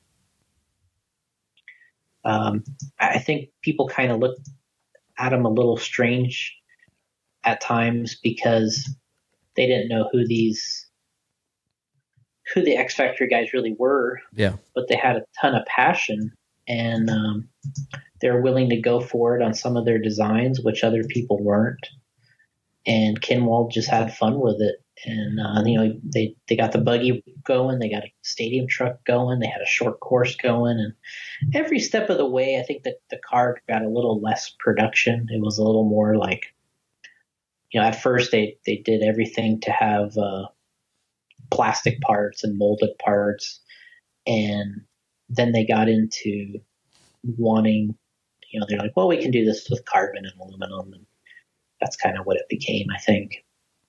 That was a good thing for him. And then Danny Stojakovic, who opened a track in California called West Coast, he decided he was going to have, he wanted to have a motor line called Icon. And he had known Kinwald back in the 90s when they raced at M&M. And the guy he wanted to run the motors was Kinwald. And they worked out a deal to where Kinwald would switch back and race for Associated and run the Icon motors. And that kind of got Kinwald back onto Associated. And he kind of had a new little bump in his career in a way when that happened. He got some travel again. His health was pretty good at the time. We did a lot of races together. That's when he started racing for us, and that's when short course was big, and he kind of like got a new career at that point. He was kind of back doing what he liked. He had the Associated cars. He was good at short course. He could modify it and play with it. And it was at the time, short courses were selling so well that justified, sending him around to different short course events, and he was doing well with it. And then they came out with a 4x4 short course, and he didn't mind racing that. So he almost had a little bit of a career in short course at that time. I mean, he'd race two-wheel and truck too, but I think in general, that was kind of like his specialty then, was short course, and he did really well with it. He won a lot of races on that short course showdown series. He podiumed at the Roar Nationals a couple times. Even racing the Ryans. The Ryans were racing it in Tebow, and I remember Kinwald running them tough a couple times, and that was kind of and he had a good run there. We did that. That's when we went to the Worlds in Finland. I remember that being a really good trip with Brian. Probably one of my best. Well, definitely my best trip I ever had with Brian, going to the Worlds in Finland. He pitted next to Mayfield there. I pitted behind both of them, and we had a good race that week. That whole time we were there, Kinwald was there every day. He ran all his qualifiers. He was pretty competitive, although the magic wasn't there anymore for like an A main or a podium run. But he was running well. I think there's some videos on YouTube of him running a qualifier somebody had, and he was doing well. But at that point, the Ryans and Tebows and all those guys had taken over, and they were the ones doing the podiums. But he was, at that time, he was able to provide some good feedback on the cars. The Ryans were taking some of his input. They were using it to make them faster, and then so that went about as long as it could. And then you could kind of see Ryan's health was deteriorating a little bit, and it was hard for him to be at the track the entire day because of his sleep schedule. For whatever reason, he would stay up like really late, and then it would be hard for him. He would like pull all-nighters, and he would be just up too long, and he could make it like 1 or 2 days with no sleep. Wow! And he would race, but then there'd be that third day he could never make. So it's like he would stay up all night, wrenching, working on the stuff, just, never always had the passion. Yeah. But then once he went to sleep, he said that it didn't matter how many alarm clocks he would set, whatever happened, once he was out, he was out. And so, and then he would, it was tough for him to get to the track that final, or, usually the main day. Yeah, I think his racing on that level was kind of done at that point. And then he went back, and TLR decided to try to put some of their history back together. And I think they had kind of realized that he was a big part of a big or the biggest part of their racing history. Yeah. And they wanted to get him back being a TLR person. And I think Associated was okay with it. And so he went back, did some TLR stuff again with them, and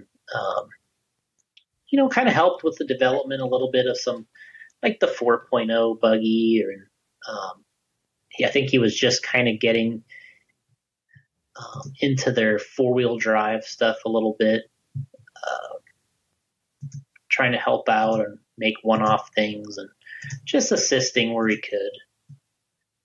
But I think his racing was, just not the same. And it just wasn't as much fun. And I think he was getting much sicker. So yeah, that kind of wrapped up that side of things. But there's been some talk about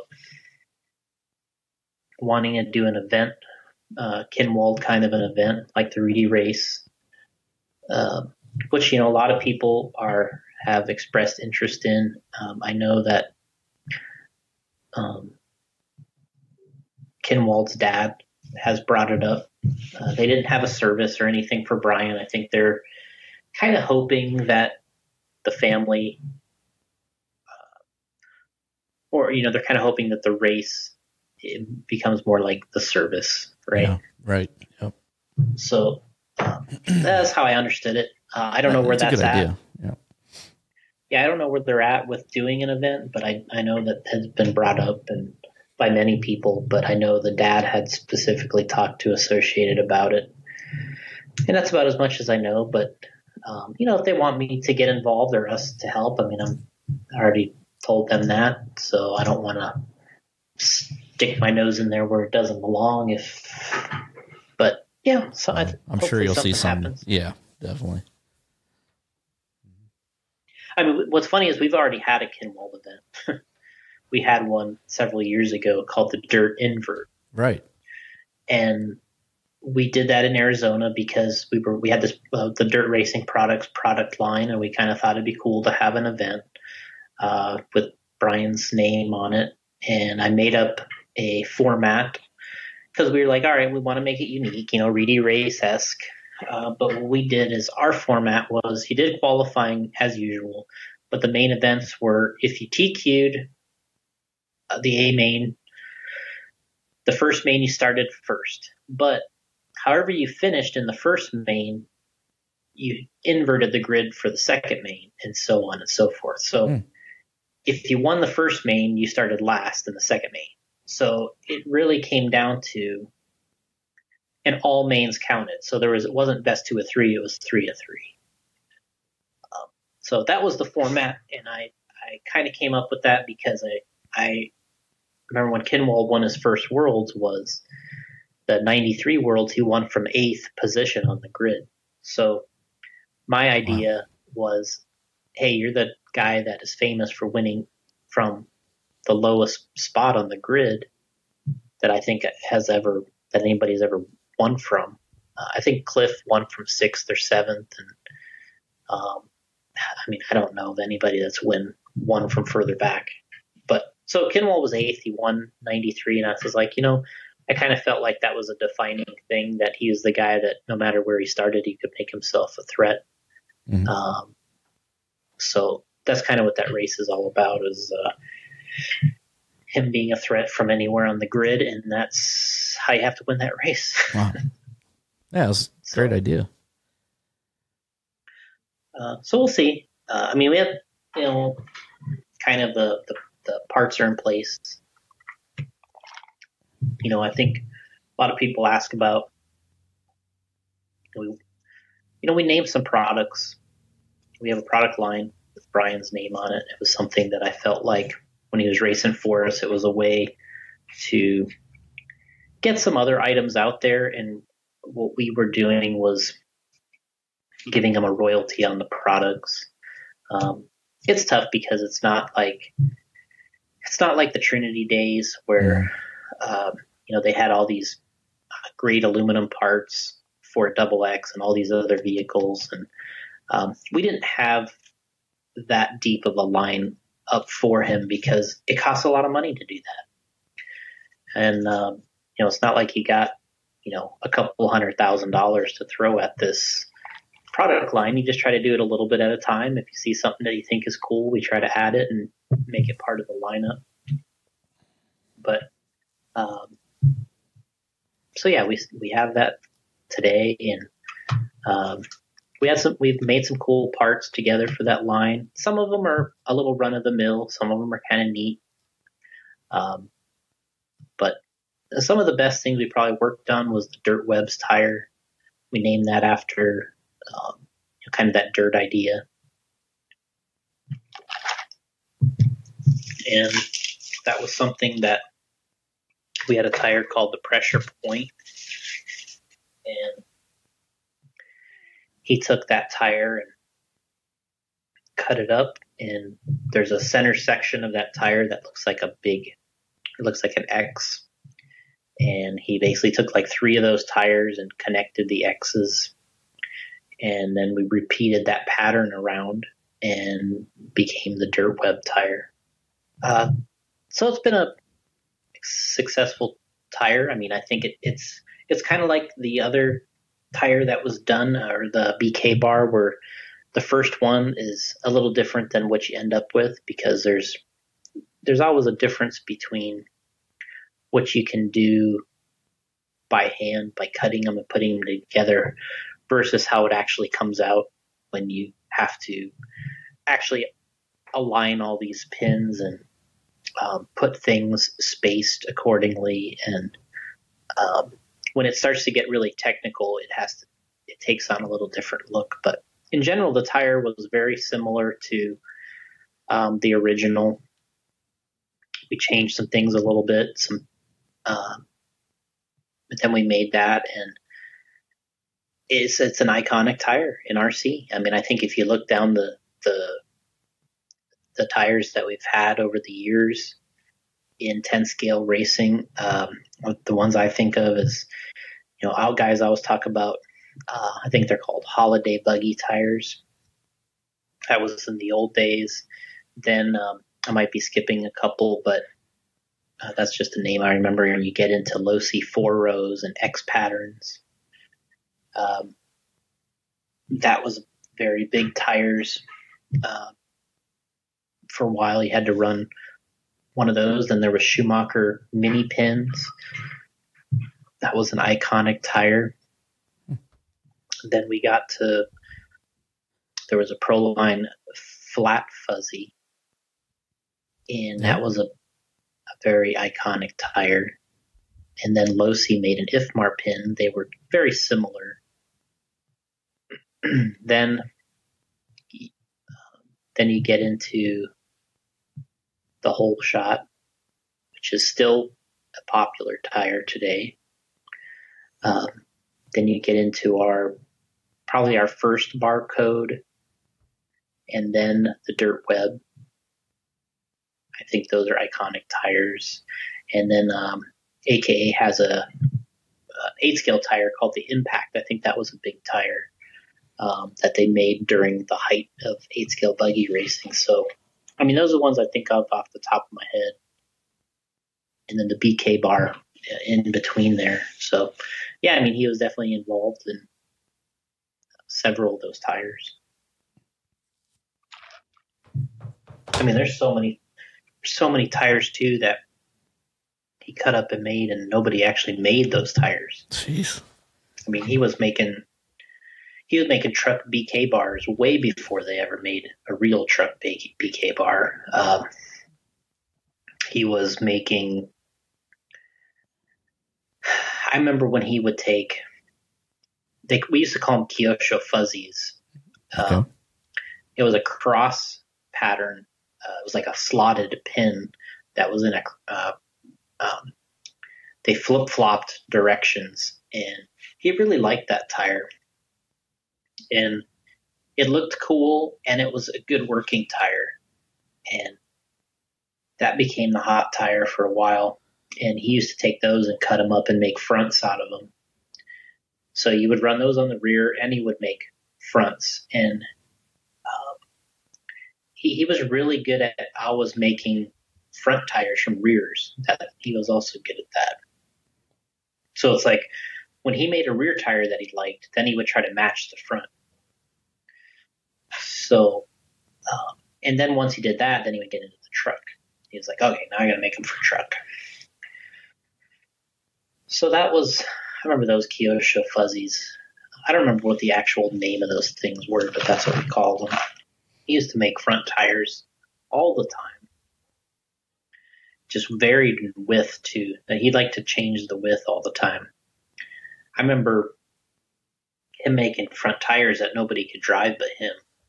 I remember being at the Winter Champs one year when that time I was running Losi, and Gil Losi Jr. was, Kinwald and I are both on the track driving. And Junior's like, all right, you guys both pull in, we'll switch fronts. So they put his fronts on my car and vice versa. I couldn't even go. I'm like doing donuts. What? And I'm like, how are you driving this thing? He's like, well, I just don't turn the wheel that much. I'm like, how are you going to race somebody and not turn the wheel much? But he did it. Wow. I'm like, I'll stick with my fronts. Yeah. But that's how he wanted to do it. And he got into it. Like, it became like a personal challenge to just drive things that nobody else would drive. And I was just, I mean, every time that he would give his car to Mayfield, I would always ask him, like, hey, do you ever try any of this stuff that Kinwald does? He's like, yeah, I drive his car. He goes, I think it sucks. He's like, I don't know how he drives it. He's like, I can't even breathe on the wheel. The thing spins out. I'm like, that's what I did. But crazy. But that was how he wanted to drive. At that point, I think he started to realize that he needed to drive a car that was extremely aggressive to turn lap times that were maybe faster than he was capable of naturally. Right. So he was trying to essentially make up for some lost time. But yeah, I mean, he was doing it his way, and man, he made some crazy short courses from Associated. I remember he made the first mid-motor short course for Associated. He would take, he would save carbon fiber dust when he would make carbon fiber parts. He would save the dust, and then he would, if he wanted to put two pieces of plastic together, he would mix super glue with carbon dust, and then he would bond the plastics together using his super glue carbon.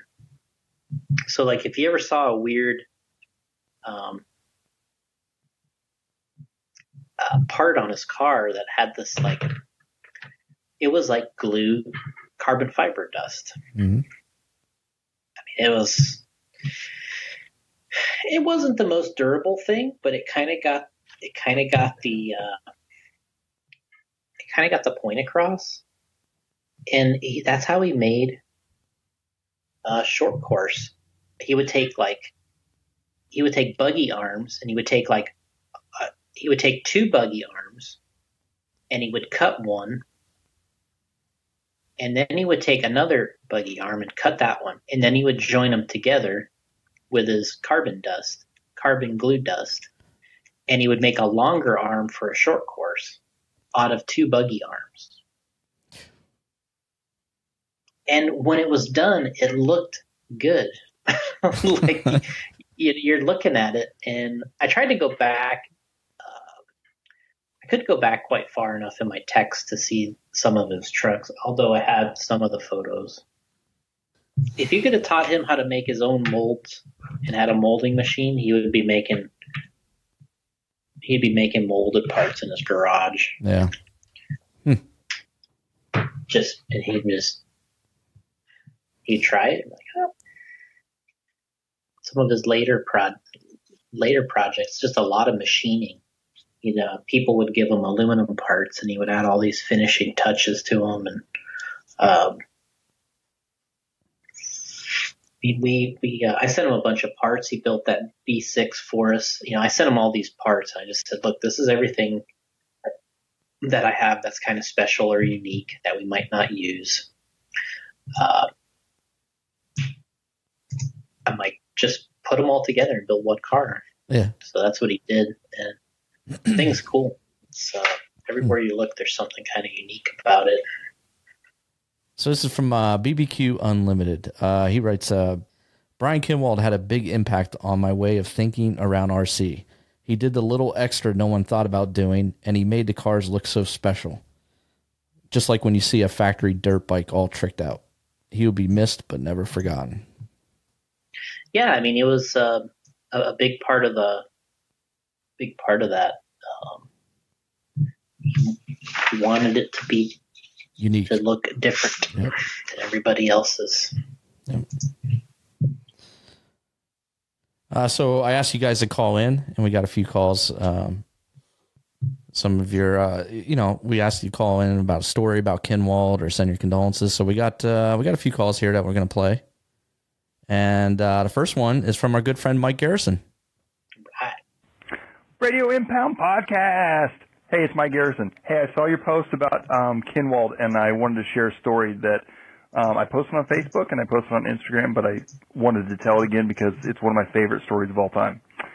So we're at a short course showdown tour race, one of Scotty Ernst's race, and I went to a lot of them.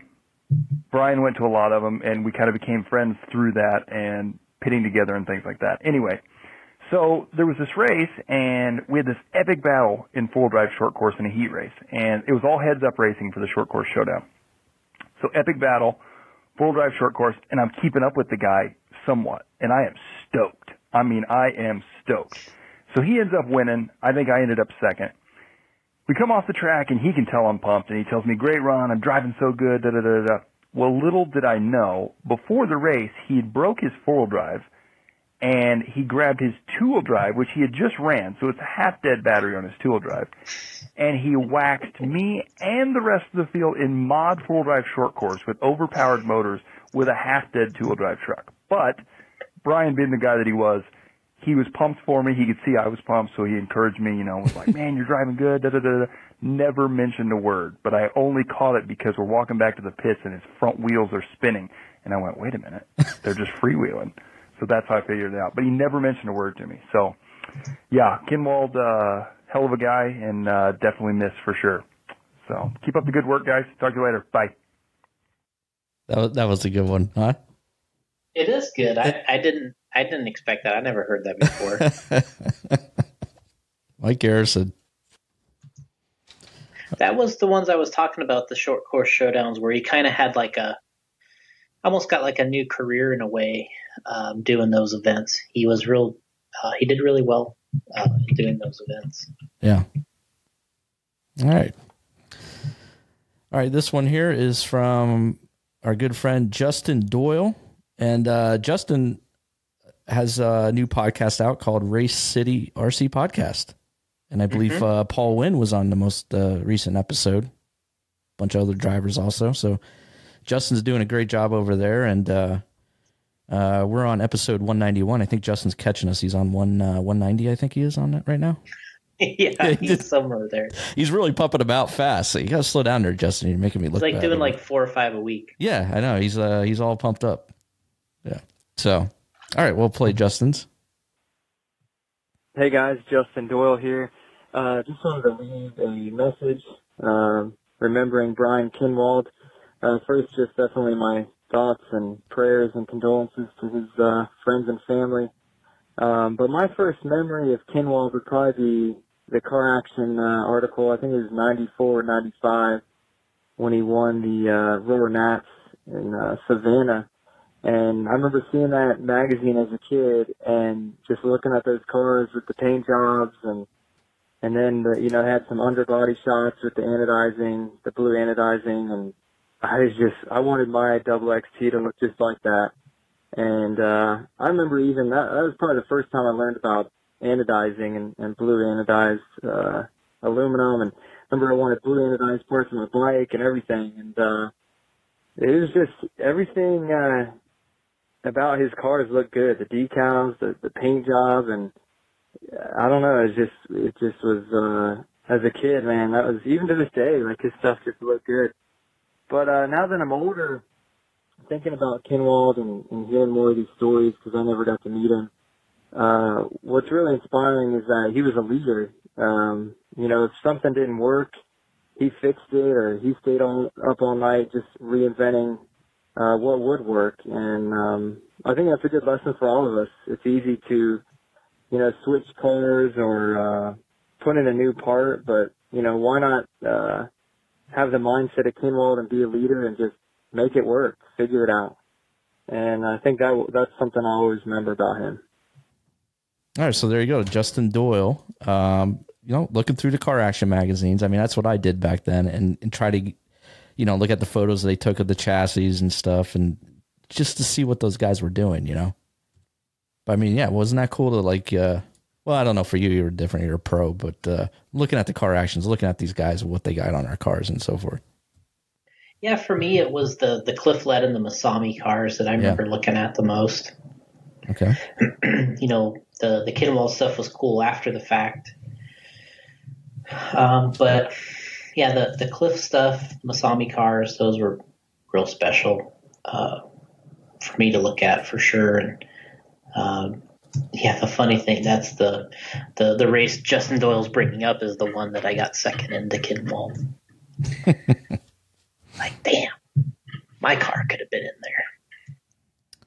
What could have been? Mm-hmm. That was the race we figured out with LRP, that the new LRP speed control didn't work with, I can't remember if it was a certain receiver or my certain radio, or I can't remember what it was, but they were ready. They were about set to come out with the LRP speed control. And we got to that race. Oh, it didn't work on 75 megahertz. That's what it was. Oh. I think I was like, because Kinwald was 8th qualifier at that race, and I was 9th. And I had, you know, back then there was only like X amount of 27 band. Yeah. And I remember having, I think what it was is I had to switch to 75 band. And the new LRP speed control didn't work on 75 band. Wow.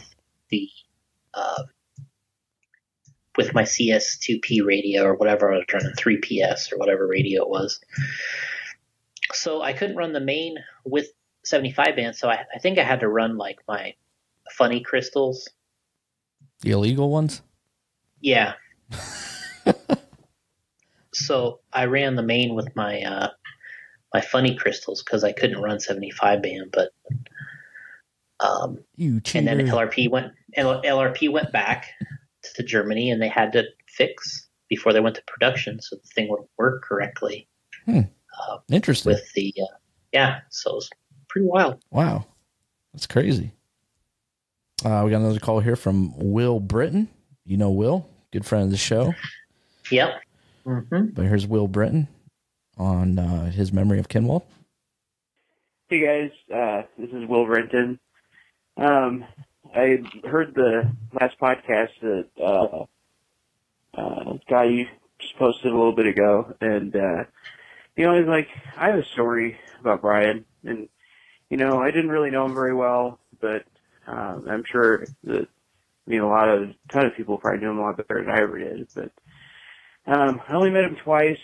The first time I ever met Brian was at the Hobbyplex Short Course Showdown. I think it was 2011 or 2012. It was like one of the last races that I think he really traveled to, and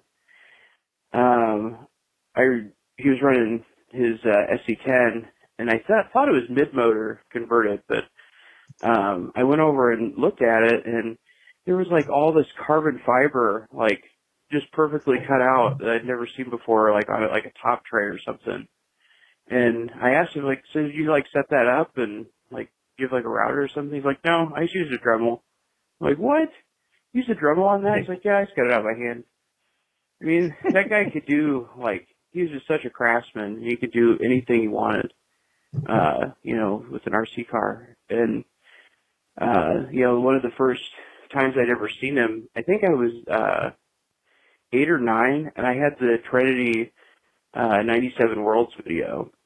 And when he won the Worlds that year, you know, of course he was all over that video, and, like, he was just the man.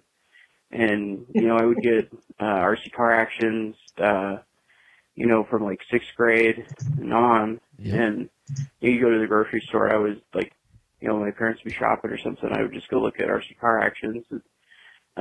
He was just all over them. And I told somebody a few, like, you know, after I found out he died, it was like, man, we all kind of, I always felt like I grew up with him, you know, one magazine and one video at a time when I was a kid. And,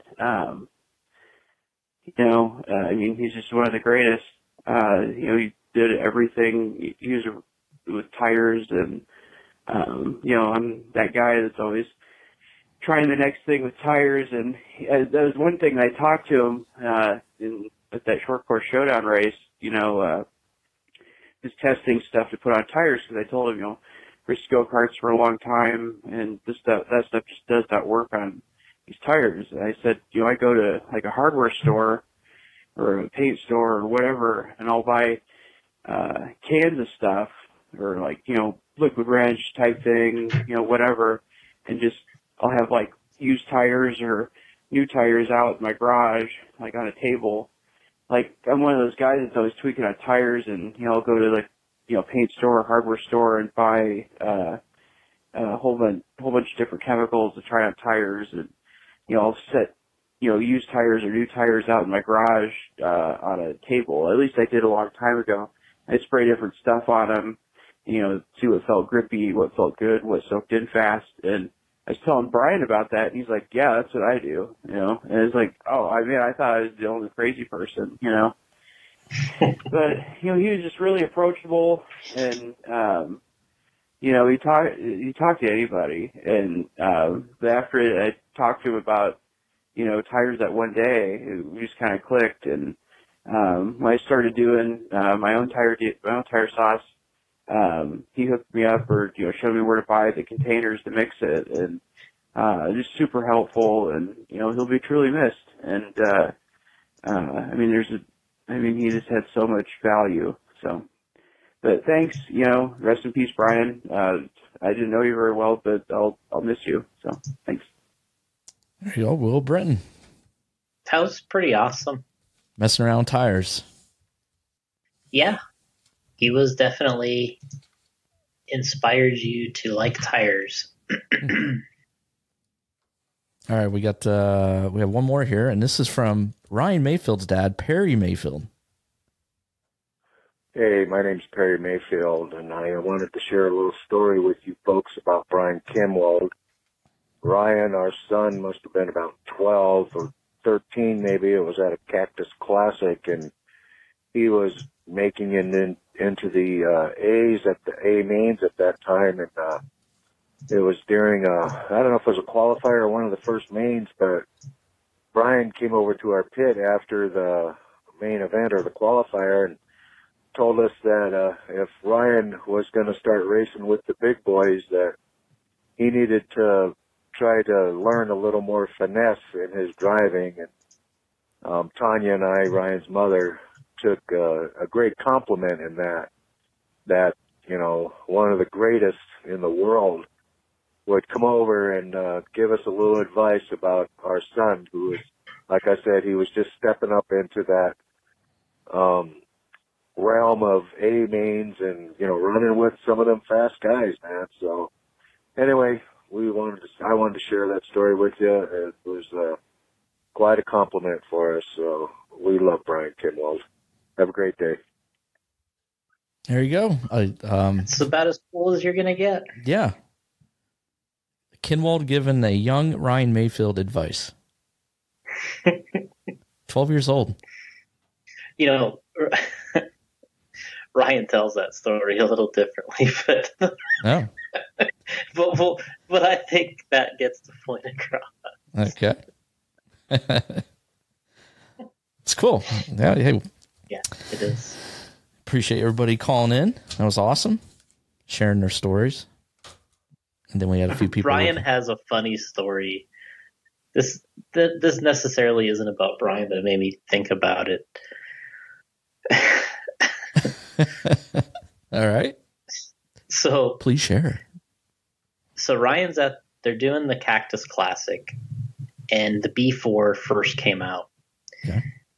And no, I'm sorry. They're racing B3s. This is the year before. They're racing B3s, and Mayfield was curious as to what shock oil Billy Easton and Mark Pavidis were running. So he asked Billy Easton, because Billy and Mark were the superstars. He asked Billy, he's like, hey, I'm kind of struggling with my B3, just kind of wondering, what oil, what oil you got in that thing. And Billy looks at him and just goes, clear.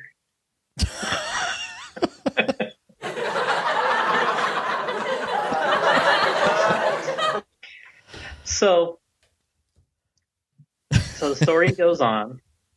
Wow. And the very next year, the B4 comes out. Okay. And so Ryan was a 75% off Associated driver at the time, and he got his B4 for the Cactus. And, he's getting older. He's much quicker. But didn't go to many different events other than California or Arizona. But so they're running the Cactus, and Ryan is just hauling ass with his B4. And the thing is just super good. And he said, he didn't know a lot about what to do, but, he's using different setups and different oils from, whatever he had available or whatever somebody gave him. Obviously the oil weight he had down, but, later on people get involved in which oil are you using? Are you using Associated? Are you using Losi or Trinity oil or whatever? Yeah. So he was running really well with his B4. I think he actually TQ'd. And so Billy Easton comes up to him and says, dude, how is your car so good on this track? Mine's horrible. Something to that effect. What shock oil are you using? No way. So Mayfield got his opportunity, and he responds with clear.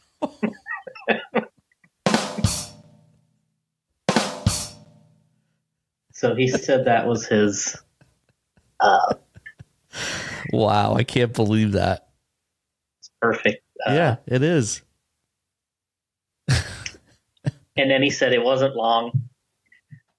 It wasn't much longer after that. Mike Reedy comes over and he's like, "Hey Ryan, what shock oil are you running?" So then he had to tell Mike Reedy, and they're like, so then he shows him the bottle. It's like a Trinity. It's like Trinity oil. Yeah. And I guess Reedy goes back and tells Mark and Billy, he's running like Trinity, like 45 weight or whatever it is, Yeah. And they're like, no way, that oil's horrible. He's freaking lying to you, what? Mike. That's garbage.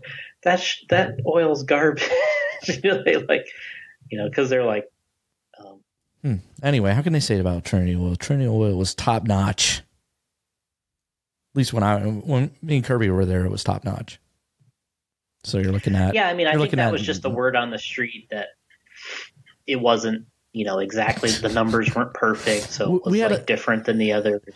When I first started working at Trinity, I was like, I went back and there was this lady there doing the shock oil. Her job was to take the bottles, you grabbed the 35 weight and you had to go over here and put 35 weight oil in it. And she had these. We called her Lucy Vegas. We called her because she was always going to vacation in Vegas. But if she was having a bad day, then I don't know if maybe you weren't getting exactly 35 weight oil, 30 weight oil, or whatever. And then when he went with Trinity, when we went to 32.5s and stuff, oh man, that really confused her. So Oh, I bet. But, and then she had these big glasses that she wore, like Coke bottles. So, I don't know if her eyesight was the greatest, but, hey, I don't know. Hey, Billy and Mark knew. Got the job done. Lucy, she was good. The sight on Lucy Vegas was a little sketchy. Lucy Vegas, right. Yeah. Yeah, she was great. But I don't think I ever got put on shock oil duty. Ryan Hand did that sometimes. Messed around and got a triple-double. Yeah. So, okay. All right, well, there you have it. Great calls. Appreciate it. So, that's it. I mean, Brian Kinwald, going to be missed, so. Never forgotten. I'm sure you guys will come up with some race that will be every year for him. So, should be. I hope so. Yeah, well, it's almost a certain. But be cool. Going to be missed greatly, that's for sure. Yes, sir. All right, so it's been a while since we recorded. But you've been to a lot of events. When was the last episode we did? It was the beginning of April, and I can't remember where you're heading off to, but there was a 3 to 4 weeks there you were gone. Yeah. So, well, you had the wedding. We've had, we did Cody Numedal's wedding. We did 2, one J Concepts NCTS opener that was in Vegas. We did that. Then our second round of that series was in Albany, Oregon. Right. And between there, we just did the Silver State race, which had 680 entries there for that. Jeez. Wow. And we did the Monster Truck Solid Showdown event. That was one of the cooler events we've done so far this year. Solid Showdown. That was in Virginia. Is that the one? Yeah. Okay. Virginia. We had 330 entries there. Wow. All solid monster trucks.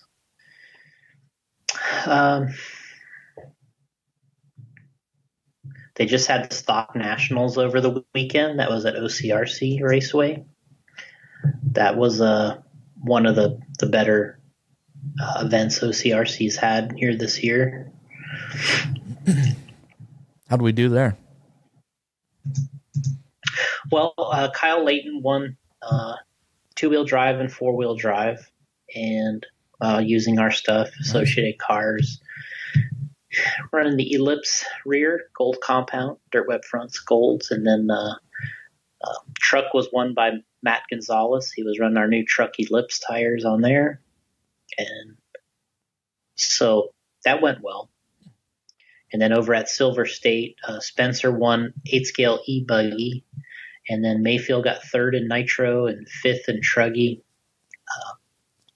I don't know. I think Mayfield wanted to do better than he did. I kind of feel like it took him a while to get rolling, but I'm trying to think.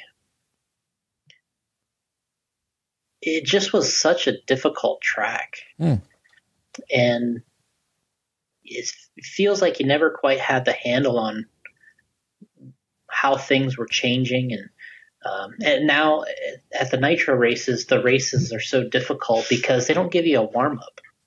So like your first lap around the track is you come off a pit lane. Yeah. You come off a pit lane, you get one warm up lap, and you're on the clock. Wow. So traditionally with Nitro, you had a 3-minute warm up, and then your qualifier would start. So you could run a few laps, come in the pits, change your tune. You could change tires if you wanted. A lot of room for adjustments and learning the track. Now with these races, they're running so many entries, they're taking the warm up away so they can run more qualifiers, which really puts a lot of pressure on you learning the track, what changes in that very first lap. So that makes the qualifying just not impossible, but really difficult. Yeah. And So yeah, Ryan didn't get off to the best start in qualifying. He qualified a little lower than he normally would, and then the track's changing the whole time. We're trying to decide what tires to use. He's changing his settings. But then we got to the main, and we chose a tire. He went changed his car. It took him about 10 minutes to get rolling, and then once he did, he didn't really lose any time, but he lost a lot of time in the first 10 minutes, and he just couldn't make that up on the top two. But he was able to get into third and put in a pretty good run, and was solid. So he did a good job. And, I think it's weird because the Truggy main, he didn't really run that great in qualifying. And then in the main, we didn't really have the right tire for. We looked back at what we ran the year before, and we brought tires for Truggy that was kind of what we ran the year before, and we needed one step harder tire that we didn't bring. And so kind of going into the Truggy main, I was a little disappointed that we didn't have the compound there that I felt like he needed to be a little quicker. And it wasn't just him. Spencer was in the main too. It would have been nice to have both guys on a harder tire, but we just didn't have it. But we did our best, and it was funny because he really came back in that race too and got fifth in Truggy, which doesn't sound like all that hot, but he caught up to the battle for second. First, Dakota was checked out and gone, and then he broke. And then Joe Bornhorst kind of inherited the lead and held it. But second place, from second through fifth, these guys were almost on the same section of the track. So Ryan caught all the way up to that battle, and it was probably the happiest I've ever been with a fifth place, considering where he started and kind of coming through the pack. And then that was kind of how I felt about Buggy. It was nice to get on the podium, and it was almost like a world's feeling where it was like, man, it was nice that we got something to show for being here and running those two mains. And it is a grueling race. The track is so dusty in there. You got the smoke from the cars and the fumes, and the track is super bumpy. It's really it was really grooved up by the end, and it's just really a challenge for the drivers and the product. So it was nice to kind of get something out of it and get in there. But anyway, yeah, that was real happy with those results considering where we started. And then of course Spencer winning e-buggy, that was the highlight. We got a big win because that is just as competitive as any class. The e-buggies themselves might be the best selling 8 scales out there. Wow. So cool. Spencer worked hard too. I mean, he didn't do very well at the Nitro Challenge earlier in the year. And he kind of spent the next few months, well, maybe a month or two, just kind of learning about it, trying to go out to the track, try to get faster, get better. And he did. He improved. He got a win, an e-buggy, which weird is that traditionally that's not one of his better classes. But he was fast. I mean, he was like the fastest guy in e-buggy. He just kind of came out of nowhere, and man, he did so well, which is good to see. Our two carpet NCTS races, probably the standout guy that you just didn't really think of, but he's coming up through the ranks is Brock Champlin. Somebody we talked to before on the podcast, him and his brother. But man, those first two carpet races, he was so fast.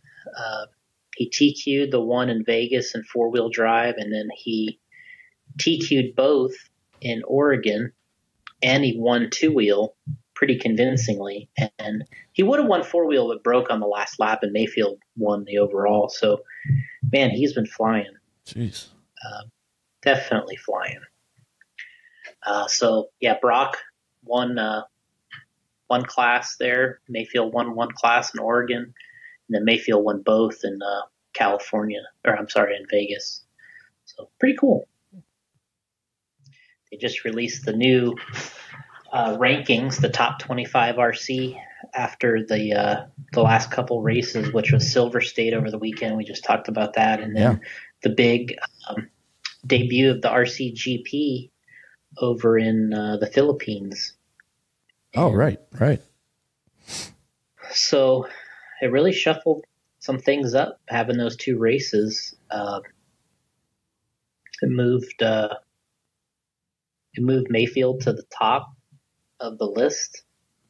Tessman second, Ungaro third, Tebow fourth, Ronafalk fifth, Elliott Boots sixth, Robert Battle seven, Cavallari eight, Juan Carlos Canas ninth, Cole Ogden 10th.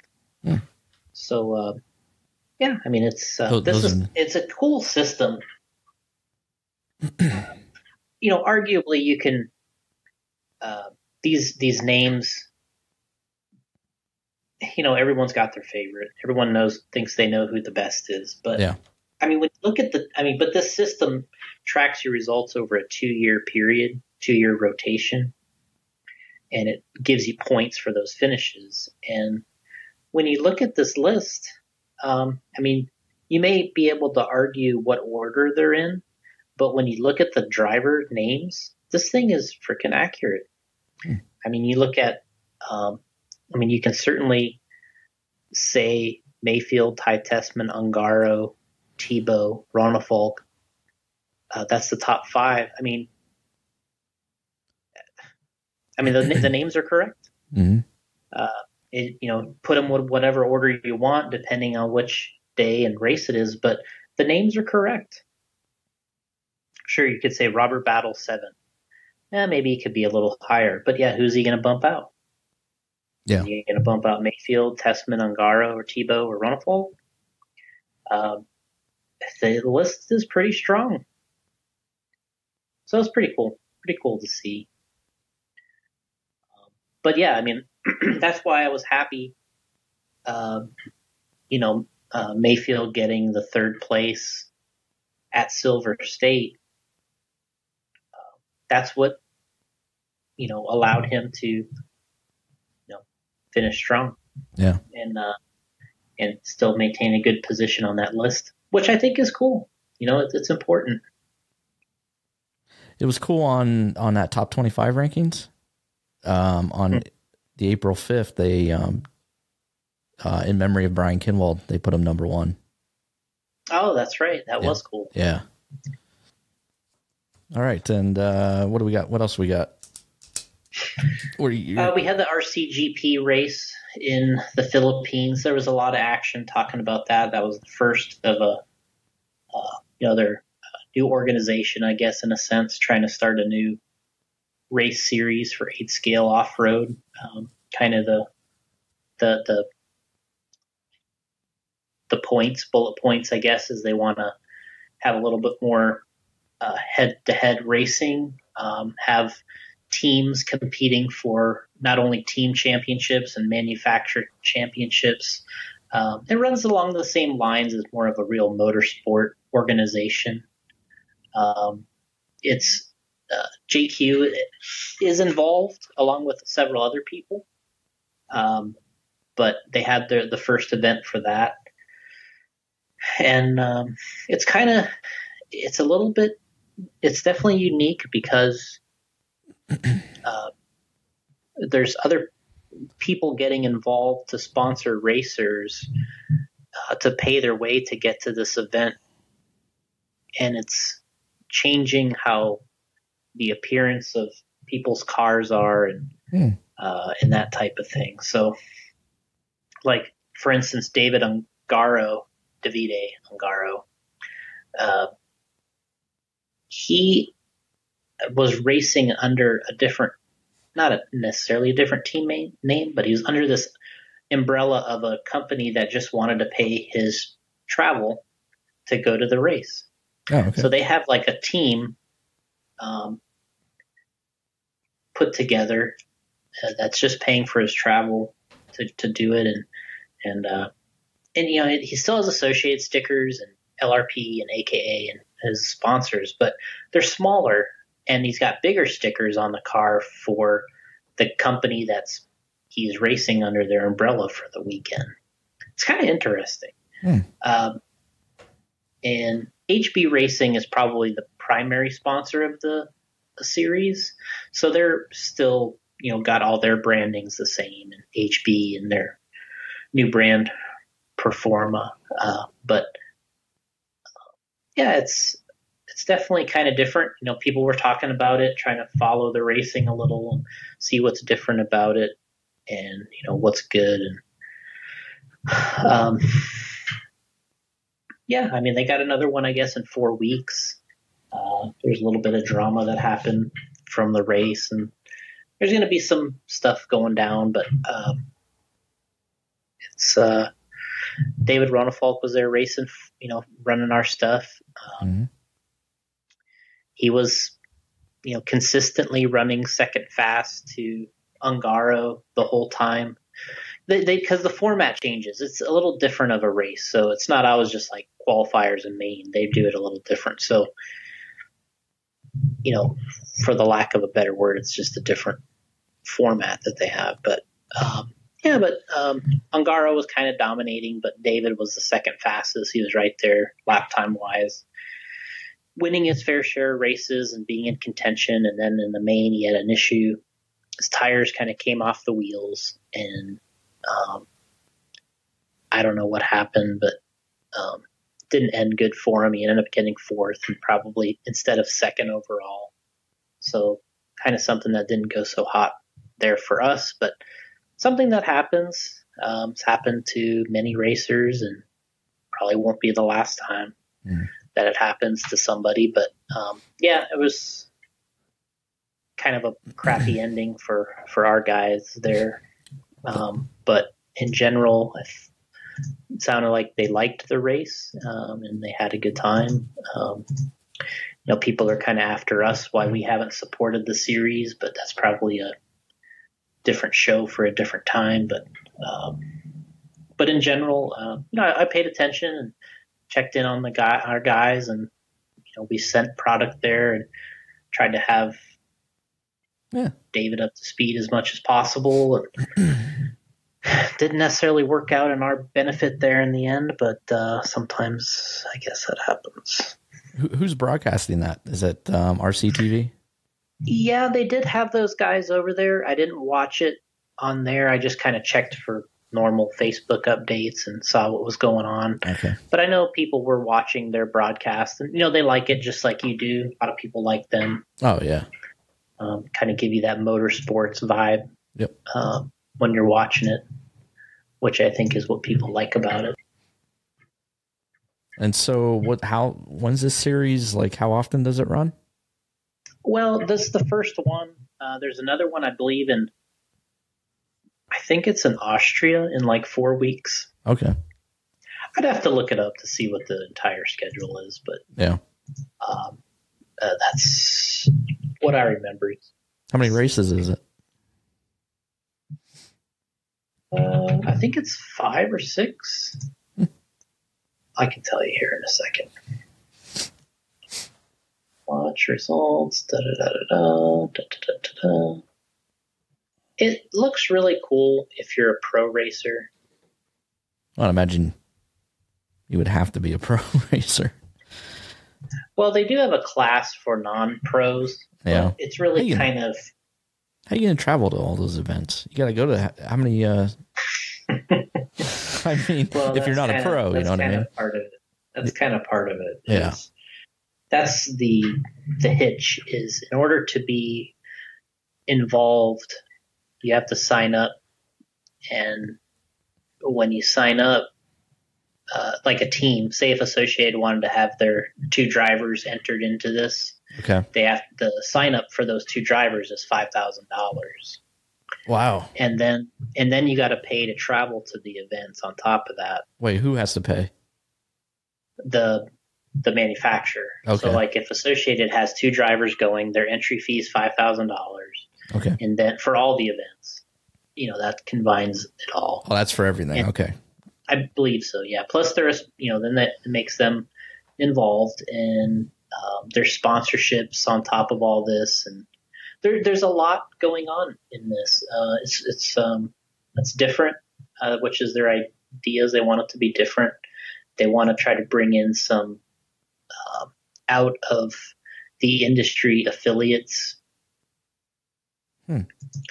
And they're trying to make things a little different, and they have some goals that so June 7th through the 9th in Austria is the next one.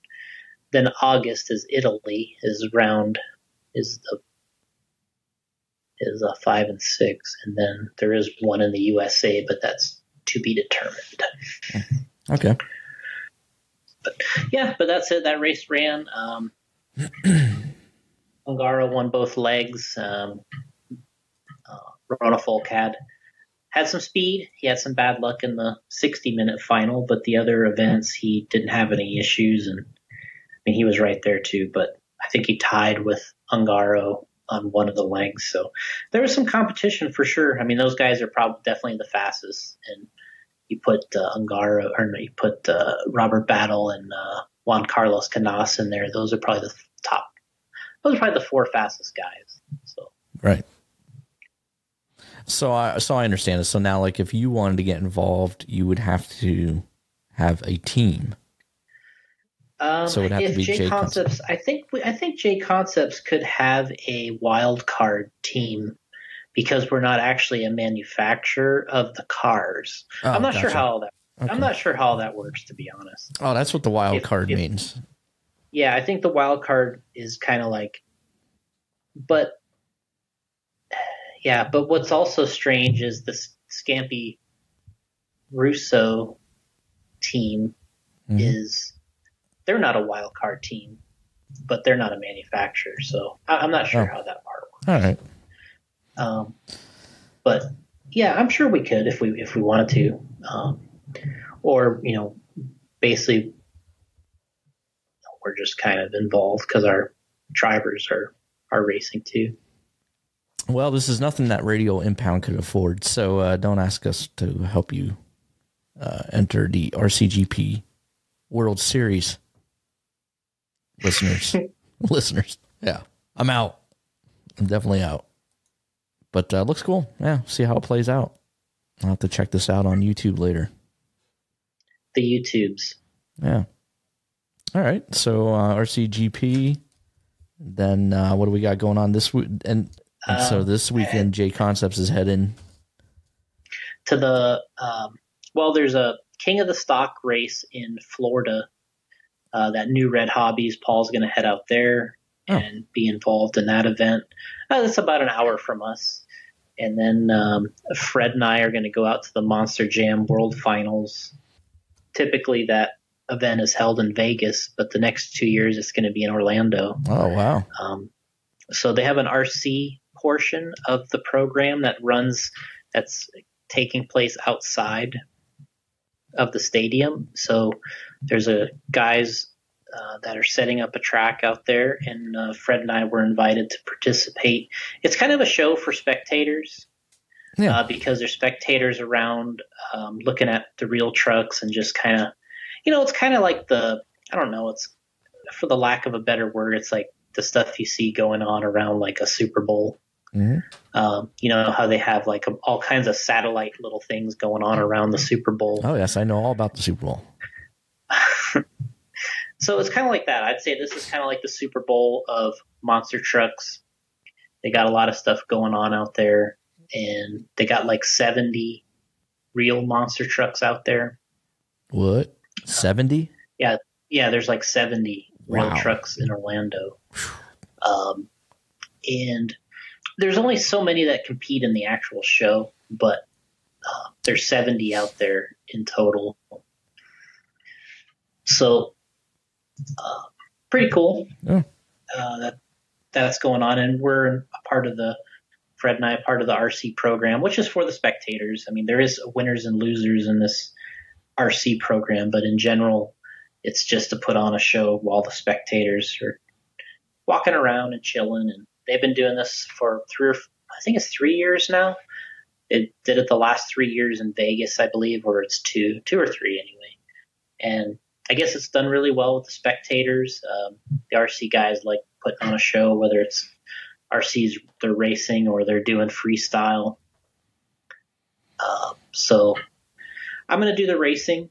Fred's going to do the freestyle. He likes to do freestyle. I like to race, and I suck at freestyle for some reason. Like every time I ever attempt it, I'm like, it's like I've never. But anyway, he likes freestyle. He's good at it, and so I do the racing and see how it goes. Going to use some of my trucks that we used recently. See if they work and make it through the program without too much wrenching. And we got some other great drivers in town that are part of the program, and there's other guys coming from California. Trevor Adamo, and a lot of guys that are really good racers on the West Coast coming out to be a part of the RC part. And so it's good. I've been kind of dreading it a little bit during the week because we're still working on the vehicles, and Fred's been having to do so much work getting the bodies on the trucks and making them look cool. But in the end, it'll be worth it. Once you get there, you'll be all pumped up.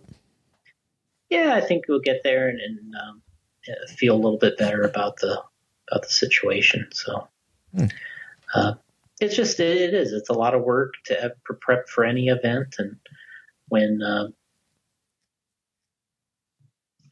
and something like this in particular, there's just as much prep, if not more, because of the bodies have to look so good and like the real thing. And Fred's working hard, and all the RC guys. I mean, they bust their butt, man, to make these things look good. And people pull all-nighters getting their bodies done, and it's just it'll be fun.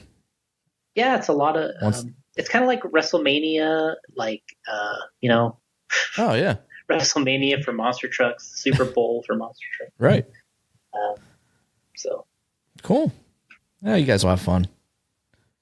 Yeah, hope so. All right, episode 191. And I appreciate everybody that sent their messages in, and people that called in. I know we had a few people that messaged me and said, "Oh, I don't feel like they didn't want to call, or they're nervous or whatever." But I thought it was a cool idea, and I appreciate those guys that did. So some cool stories. And absolutely. Yeah, and hopefully we wanted to get Kirby on this show with us because Kirby had some, and hopefully when he has free time, I don't know when that is during the summer. I think that's almost impossible to get him on the show. And also check out, it was really weird, Jason, and I mentioned this, is I did a throwback episode. So I just re-uploaded the Kinwald episode like 2 months ago. Okay. So, I edited it down to where it just starts right into the interview. So it's really cool. It's over an hour and a half with Kinwald. And I noticed I was getting tons of hits here this month. So, but that was a cool interview, and you guys can go up there and listen to that. Yep. Check out jconcepts.net. Got all the cool accessories that you need. The tires, getting all new stuff coming out all the time. Jason's shipping all that stuff out. You guys are really busy over there, I see. We are constantly busy working on new stuff. And you guys update that site. Man, you're quick on that stuff. You got somebody in-house doing that or what? Oh, yeah. All right. That's my homepage, by the way, don't you know? That's good. I'm just kidding. It's the Patriots. Go to carpies.com. He just put up a new website, and you go over there and get our t-shirts and hats. I believe he's doing, and decals. Just tell him anything. He can make anything with Rip on it. So, but yeah, carpies.com, new website. Click on Radio Impound. T-shirts are up there. And then you can rip off. And then you can go to stickit1.com. If you guys go there, get the logo there.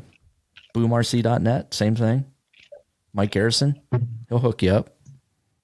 Boom. And then visit our good friend Paul Lemieux over at teamgravityrc.com. We just gave away some Team Gravity hats recently.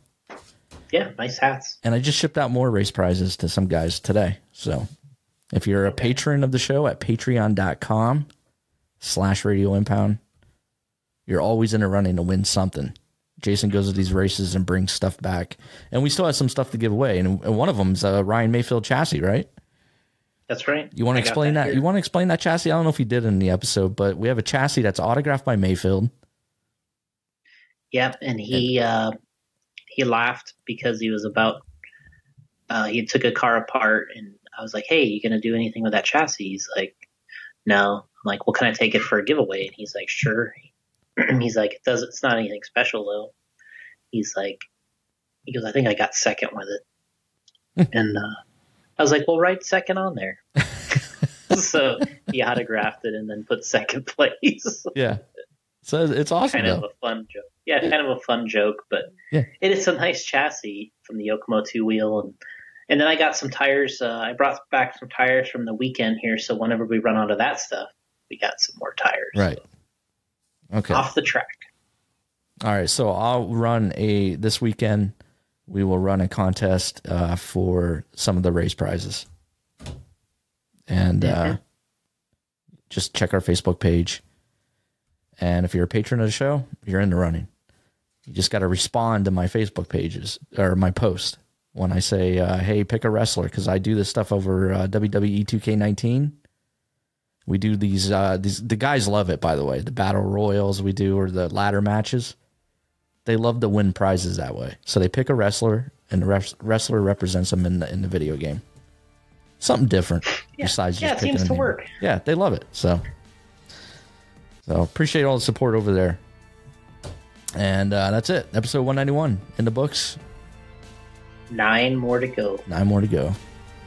We'll catch you guys next show. See ya.